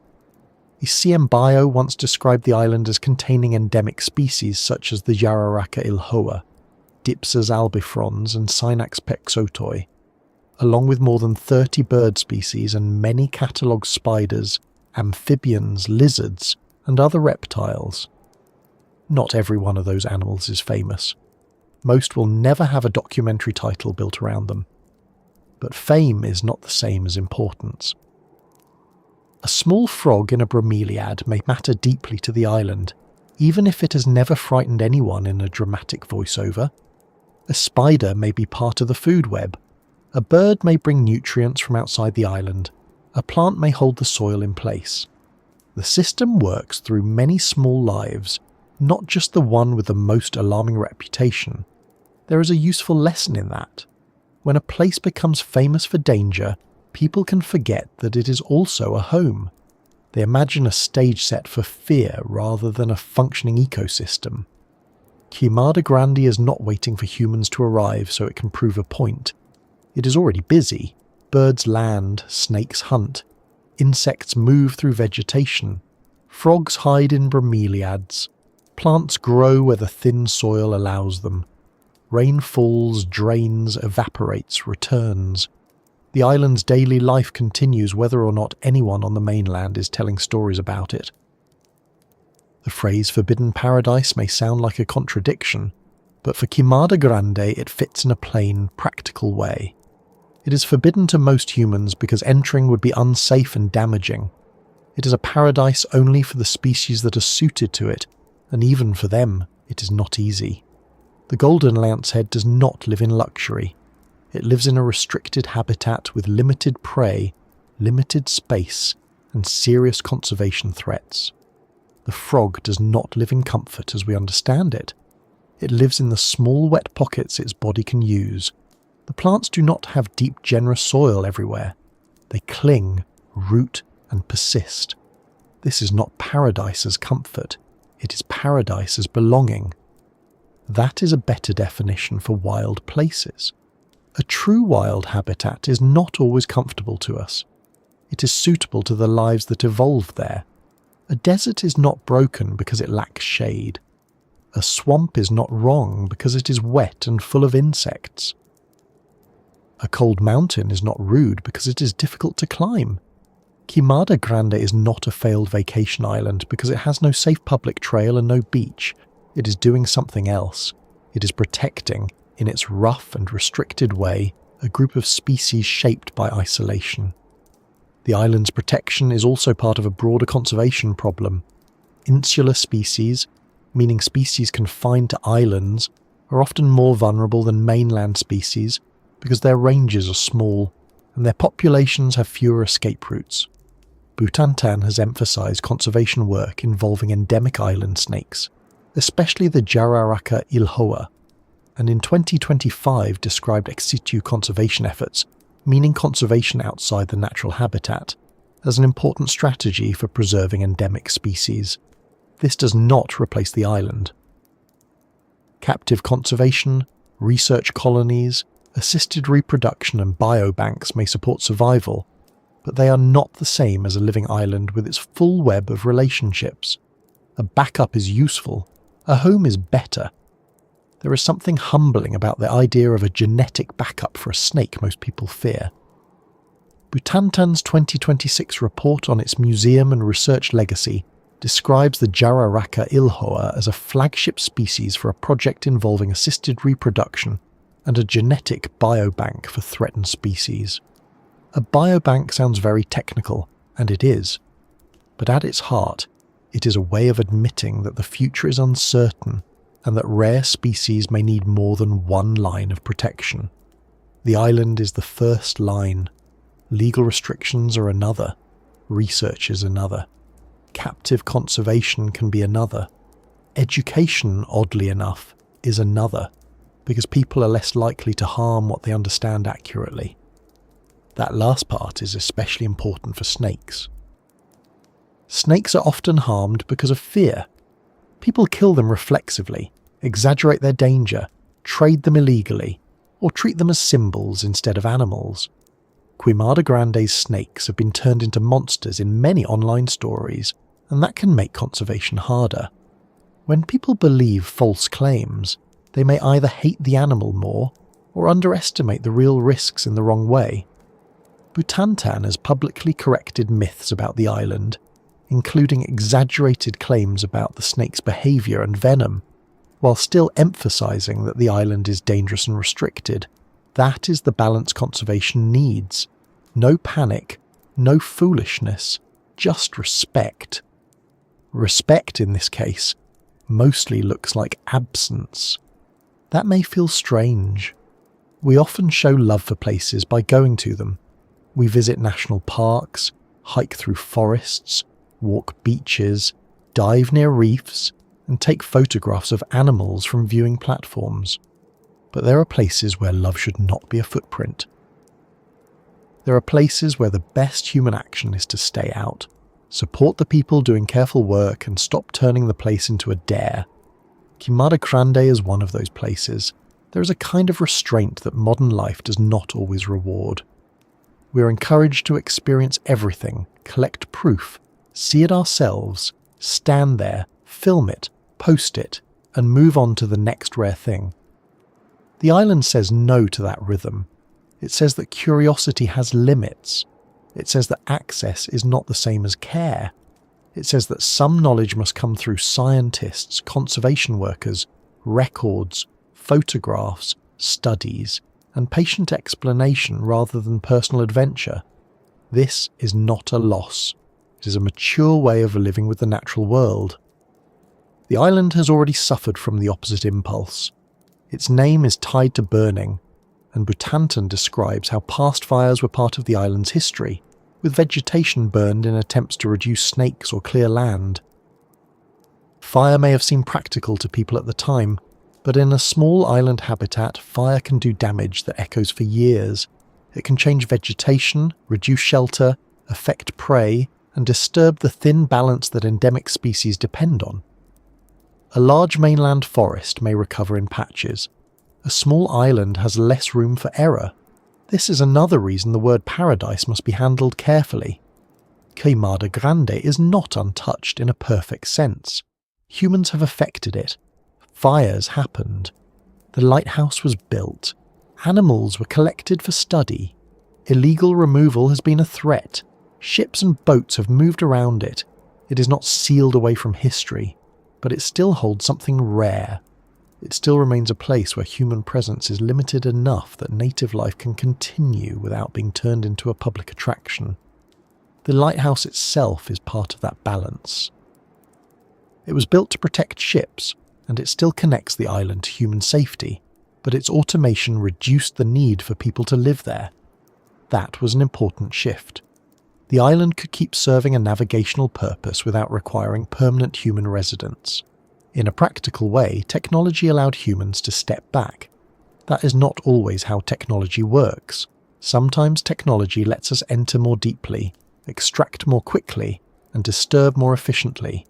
In this case, it helped reduce pressure.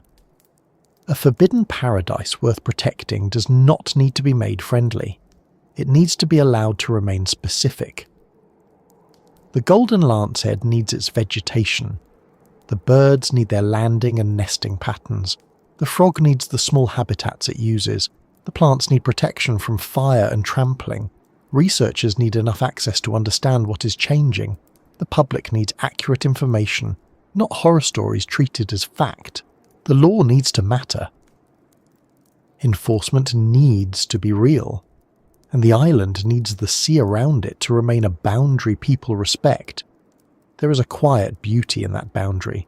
The water is not only a physical separation, it is part of the island's conservation. It makes casual access harder. It helps preserve the distance that the snakes and the habitat now rely on. Of course, boats can cross water, and people can ignore rules, so the sea alone is not enough, but it does some of the work. It reminds us that the island is not a park bench we can stroll toward. It requires effort, permission, and reason. From a boat, the island may still look inviting in a distant way. Green does that. Green always seems to say life is present, but the closer view would show the difference between life for itself and life for us. The plants are not arranged for a walkway. The rocks are not placed for comfortable sitting. The snakes are not behind glass. The island's living things are not waiting to be interpreted by a signboard every few meters. They are in their own system, and that system works best when most humans remain outside it. This does not make the island lonely. Loneliness is a human feeling. Queimada Grande is not lonely because it lacks people. It is occupied by the lives that belong there. The absence of human settlement is not emptiness. It is one of the island's protections. A place does not become meaningful only when humans live on it. That idea is worth letting settle. Much of conservation begins when we stop measuring the value of land by how easily it can serve us. There is also value in the island's ability to teach from a distance. It teaches evolution through isolation. It teaches venom adaptation through diet. It teaches conservation through restriction. It teaches humility through danger. It teaches that fear can either simplify a place or lead us to understand it more carefully. If we stop at fear, Queimada Grande is only Snake Island, a place of fangs and warnings. If we keep learning, it becomes a rare habitat with endemic species, scientific value, conservation challenges, legal protections, and a future that depends partly on whether humans can accept not being invited. That may be the most unusual thing about it. Humans are powerful enough to reach the island, but wisdom says most of us should not. We could force access. We could build docks, cut paths, create viewing structures, sell controlled tours, and make the island profitable in the short term. But doing that would misunderstand what the island is. It is not underused because it lacks hotels. It is protected because its value is not tourism. It is not wasted because people cannot walk there. It is functioning because they generally do not. This is a useful thought to carry beyond Snake Island. There are many places in the world that need forms of protection people may find inconvenient. Closed nesting beaches, restricted caves, no entry zones around fragile reefs, seasonal trail closures for breeding animals, protected forests where only researchers can go. These limits can feel frustrating until we remember that the purpose of conservation is not always to provide experiences. Sometimes the purpose is to reduce our experiences so other lives can continue. Queimada Grande simply makes that lesson sharper. Its snakes make the boundary hard to ignore. A nesting bird colony might need signs and volunteers to keep people away. A delicate plant community might need fences and education. Snake Island has both law and venom, which is one of nature's more persuasive public relations strategies, though admittedly not a gentle one. The danger helps us understand the boundary quickly. The science helps us understand why the boundary should remain even after fear becomes knowledge. As the island sits offshore, it holds its strange mixture of warning and refuge. It is frightening to humans, but protective for snakes. It is restricted, but scientifically valuable. It is small, but globally important for the species found there. It has been burned, studied, mythologized, feared, and protected. It is not untouched, but it is still worth defending. and defending it does not mean changing it into something safer for us. It means keeping it suitable for the lives that have no other home. Somewhere in the vegetation, a golden lancehead may be still, its body difficult to separate from leaves and shadow. Somewhere in a bromeliad, a tiny frog may be tucked into moisture. Birds may cross the island because the sky has no fences. Insects may continue their small movements through the green. The lighthouse may keep marking danger for vessels passing offshore. Researchers may plan another authorised visit, not to conquer the island, but to understand enough to protect it better. And for everyone else, the island remains just beyond reach, which may be exactly where it should be. Not forgotten, not dismissed as merely dangerous, not turned into a thrill, held instead as a reminder that the natural world is not required to welcome us in order to matter. Some places ask for admiration from the edge. Some places are safest when watched from a boat, studied through careful science, and left to continue under their own conditions. The forbidden paradise of Queimada Grande is not a place we protect by entering. It is a place we protect by respecting why we should not enter. That difference is small in words but large in action. The island does not need a crowd to prove it is valuable. It does not need our footprints to confirm it exists. It needs distance, careful management, honest storytelling, and enough patience from human beings to let a rare and dangerous home remain what it is. The boat turns slowly in the imagination now, not because the island has stopped being interesting, but because understanding sometimes means knowing when to leave the shore alone. The green slopes remain behind us. The rocks hold their line against the water. The snakes stay hidden where they belong. And as the island grows smaller again across the Atlantic surface, the story begins to loosen its grip on danger and move toward the quieter feeling that follows any careful journey into a place we were never meant to disturb. As the island begins to shrink behind us, it does not become less strange. It only becomes smaller in view. The green slopes pull back into one shape. The rocks become a dark edge against the water. The details disappear first, as details usually do when distance returns. No branch can be separated from another. No hidden snake can be imagined in one exact place. The island becomes what it first seemed to be from far away, a small green mark in the Atlantic, quiet, separate, and easy to misunderstand. That may be the right way to leave Queimada Grande, not with the feeling that we have conquered it, solved it, or made it comfortable, but with the understanding that some places remain themselves best when they are not entered. We have come close enough, through story and science, to see that Snake Island is not just a place of danger. It is a small living system, a restricted habitat, a home for animals found nowhere else, and a reminder that nature does not need to be friendly to be valuable. That is not a dramatic lesson. It is a useful one. And useful lessons, unlike dramatic ones, tend to stay with us after the music fades and the room becomes quiet again. At the beginning, the island may have sounded like a nightmare shaped like a travel warning. A forbidden place full of venomous snakes where humans are not allowed to stay. That first impression is understandable. Venom gets our attention quickly. So do isolation, legends, shipwrecks, and phrases like, "humans are not allowed," which sound as if they belong on a heavy metal album, or at least a very serious sign near a dock. But as we looked more closely, the island changed. It did not become safe. It did not become soft. It became clearer. We saw that the island's danger is real, but not supernatural. The golden lancehead is not a monster waiting for human visitors. It is an animal shaped by the island that holds it. Its venom is serious, but it evolved for hunting and defense, not for starring in exaggerated stories. Its use of trees and vegetation makes the island risky for untrained people, but that behaviour is part of its ordinary life. It is not evil for being difficult to see. It is not cruel for being dangerous. It is a snake, living as snakes do, in the only wild place where its species belongs, and that one fact changes so much. The golden lancehead is not merely present on Queimada Grande. Its wild future is tied to Queimada Grande.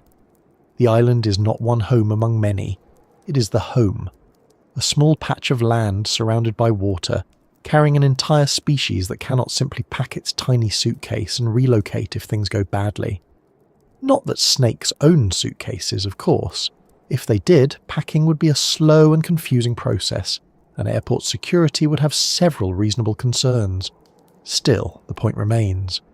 When a species lives naturally in only one place, that place becomes more than scenery. It becomes a life support system. Every patch of vegetation matters more. Every illegal capture matters more. Every fire, disturbance, and careless landing matters more. A common animal can often survive local damage because it exists elsewhere. A restricted island species has far less room for error. Its safety depends on the safety of the whole small world around it. That is why the island's restrictions are not just barriers against human harm. They are acts of protection. They protect people from bites, rough terrain, difficult landings, and medical emergencies far from help. They also protect the snakes, frogs, birds, plants, insects, and other island life from us. This double protection is important. Too often we imagine humans as the fragile ones and wild places as the threat. Sometimes that is true in a direct physical sense. A venomous snake can harm a person. A cliff can break a careless step. The sea can overturn a boat. But humans can also harm wild places without meaning to, and sometimes very much meaning to. We bring fire, disturbance, illegal collection, pollution, paths, buildings, noise, and the familiar human habit of assuming that if we want to enter somewhere, the place should adjust. Queimada Grande does not adjust. Or at least, it should not be made to adjust. It is not waiting to become easier. Its importance is partly in its difficulty. The steep rocks, the lack of beaches, the dense vegetation, the distance from the mainland, the snakes hidden in branches, the protected status, the controlled access, all of these things form a boundary. And that boundary has become part of the island's survival. It keeps most people away. It gives researchers a reason to plan carefully. It reminds the curious that wanting to see something is not the same as having a right to disturb it. There is a kind of relief in that, if we let ourselves feel it. In a world where so many places are made accessible, photographed, reviewed, ranked, and converted into experiences, Snake Island remains mostly beyond reach. Not beyond knowledge, not beyond care, but beyond casual entry. It asks us to learn differently.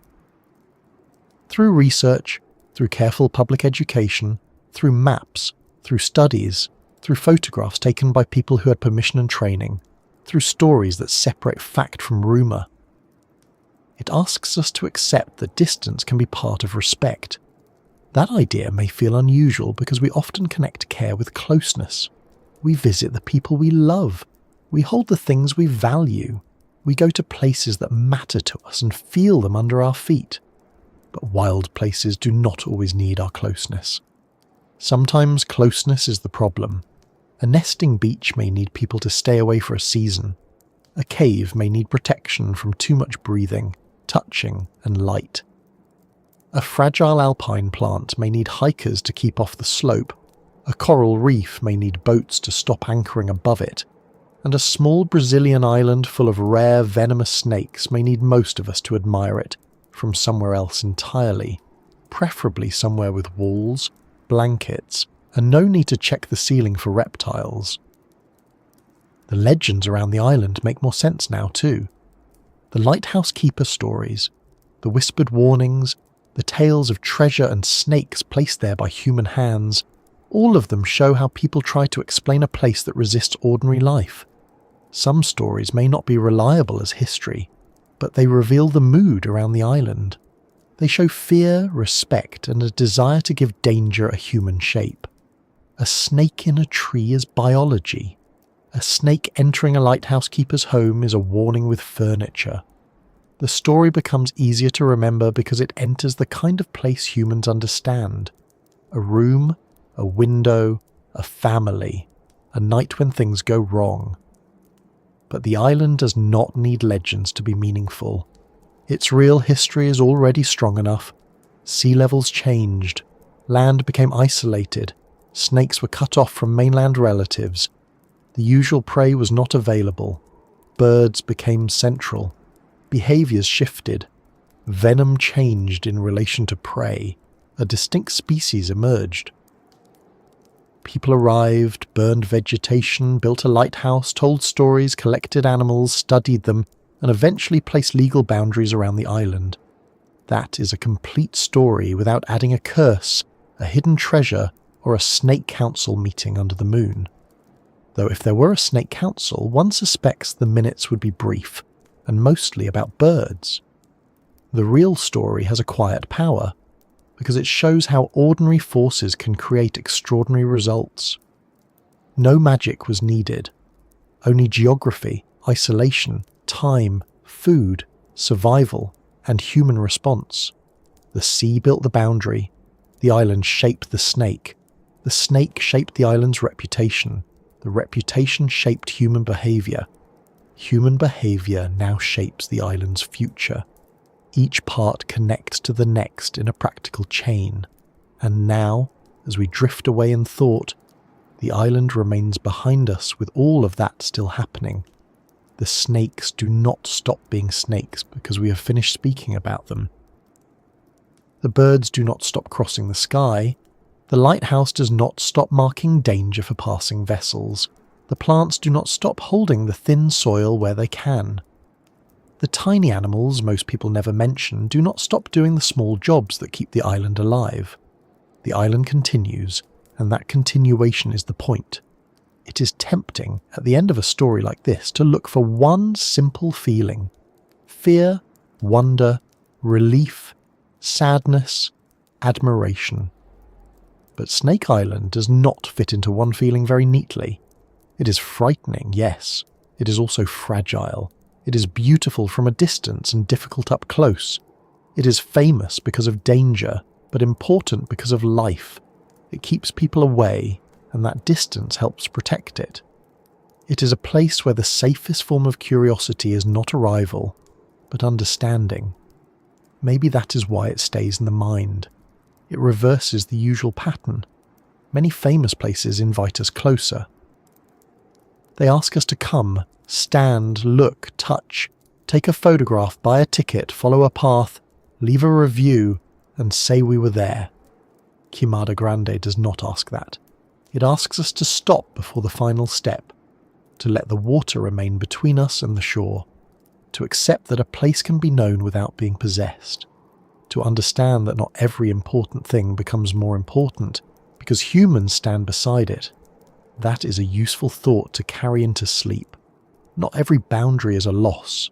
Some boundaries are what make life possible.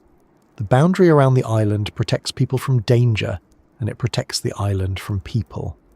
The water, the law, the reputation, and the restrictions all work together as a kind of protective circle.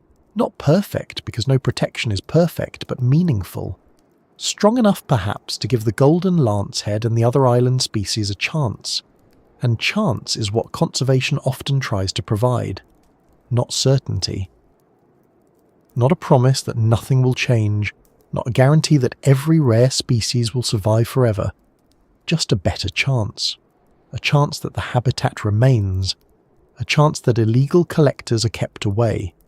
A chance that researchers can gather knowledge without causing harm.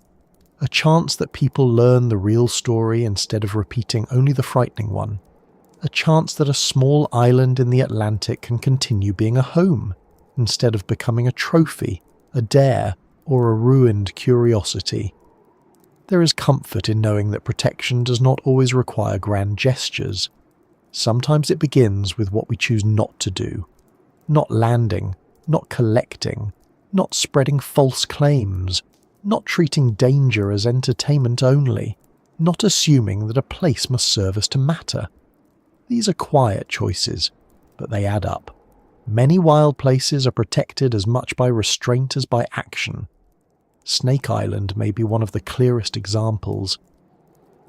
If you're listening now from a warm room, a dark room, a quiet corner, or perhaps from somewhere where morning is already beginning, notice the difference between your world and the island's world. Around you, there may be soft fabric, a lamp, a glass of water, the faint sound of traffic, a phone charging nearby, maybe a pet sleeping with the confidence of an animal that has never once paid rent. Around Queimada Grande, there is ocean, stone, vegetation, wind, and the hidden movement of animals that do not know us and do not need to. Your room is arranged for human comfort. The island is arranged by life that followed different rules. That difference is not something to fear, it is something to respect. The planet is large enough to hold both kinds of places. Places where humans rest, build, work, and tell stories. And places where our best role is to remain outside the frame. The existence of those places makes the world richer. They remind us that life is not all designed around our schedules, paths, chairs, lights, and preferences. Somewhere, even now, a snake may be resting in a branch on an island most people will never visit. That fact does not need to be useful to us in a direct way. It is enough that the snake belongs there and that the island still allows it to live. So as we leave Snake Island behind, perhaps we can leave behind the simplest version of the story too. Not just the island full of deadly snakes. Not just the place humans cannot go. Not just the Forbidden Island. Those names are easy to remember, but they are incomplete. A fuller name, if we were being very accurate and not especially concerned with making a catchy title, might be something like the small Brazilian island where isolation created a rare venomous snake, where humans must limit access for safety and conservation, and where fear, science, and restraint meet in a very rocky place with no beach. A little long for a thumbnail perhaps, but more honest. The shorter name, Snake Island, will continue to travel. It is too strong not to. People will keep using it because it captures attention. But now, when you hear it, maybe you will hear more inside it. The rising sea that cut the island off. The birds that shaped the snake's hunting. The venom that is dangerous but not magical. The lighthouse that warned ships away. The legends that grew from fear, the rules that keep most people from landing, the conservation work that tries to keep a rare species alive, the idea that a forbidden place can still deserve care. And if this journey has made you a little more thoughtful about snakes, that is a fine outcome. Not fond necessarily. Fondness is optional. No one needs to tuck a viper into their emotional support category. Respect is enough. Respect says, I understand you have a place in the world, and I will not bother you there. For many wild animals, that may be the kindest sentence humans can offer. Now the island is farther away. The water between us widens. The green shape softens. The lighthouse, if we imagine it in evening light, is only a pale point above the rock. The snakes remain hidden, as they should. The stories remain with us. But the island does not follow. It stays where it belongs, off the coast of Brazil, held apart by Atlantic water and by the rules that help protect it. And you are still here, in your own place, in your own time, far from the branches of Queimada Grande. So let me ask gently, as we often do at the end of these quiet journeys, where are you listening from tonight? Is it late where you are? Is the room dark, or is there still a little daylight at the window? Are you close to the sea, or far inland where islands feel like something from another life altogether? However far you are from Snake Island, you have visited it in the safest way, without stepping on its rocks, without disturbing its hidden residents, and without needing to explain to anyone why you thought sandals were a good idea. If this strange little voyage brought you calm, curiosity, or a new respect for places best left alone, I would be grateful if you liked the video and subscribed. It helps this quiet channel reach other people who enjoy learning about the world without being shouted awake by it. And if you know someone who loves strange places, rare animals, or stories where science gently removes the mask from a legend, you might share this with them too. For now, let the island stay behind us. Let the boat move on through calm water. Let the shoreline of thought become simpler. There is no need to solve anything else tonight. The snakes are where they belong. The lighthouse is where it belongs. The sea keeps its distance. And you, wherever you are, can rest knowing that some mysteries do not need to be entered to be understood a little better. Sleep well, fellow traveller. Stay safe on your own shore. And may the wild places we never touch continue on quietly, without needing our footsteps to prove their worth.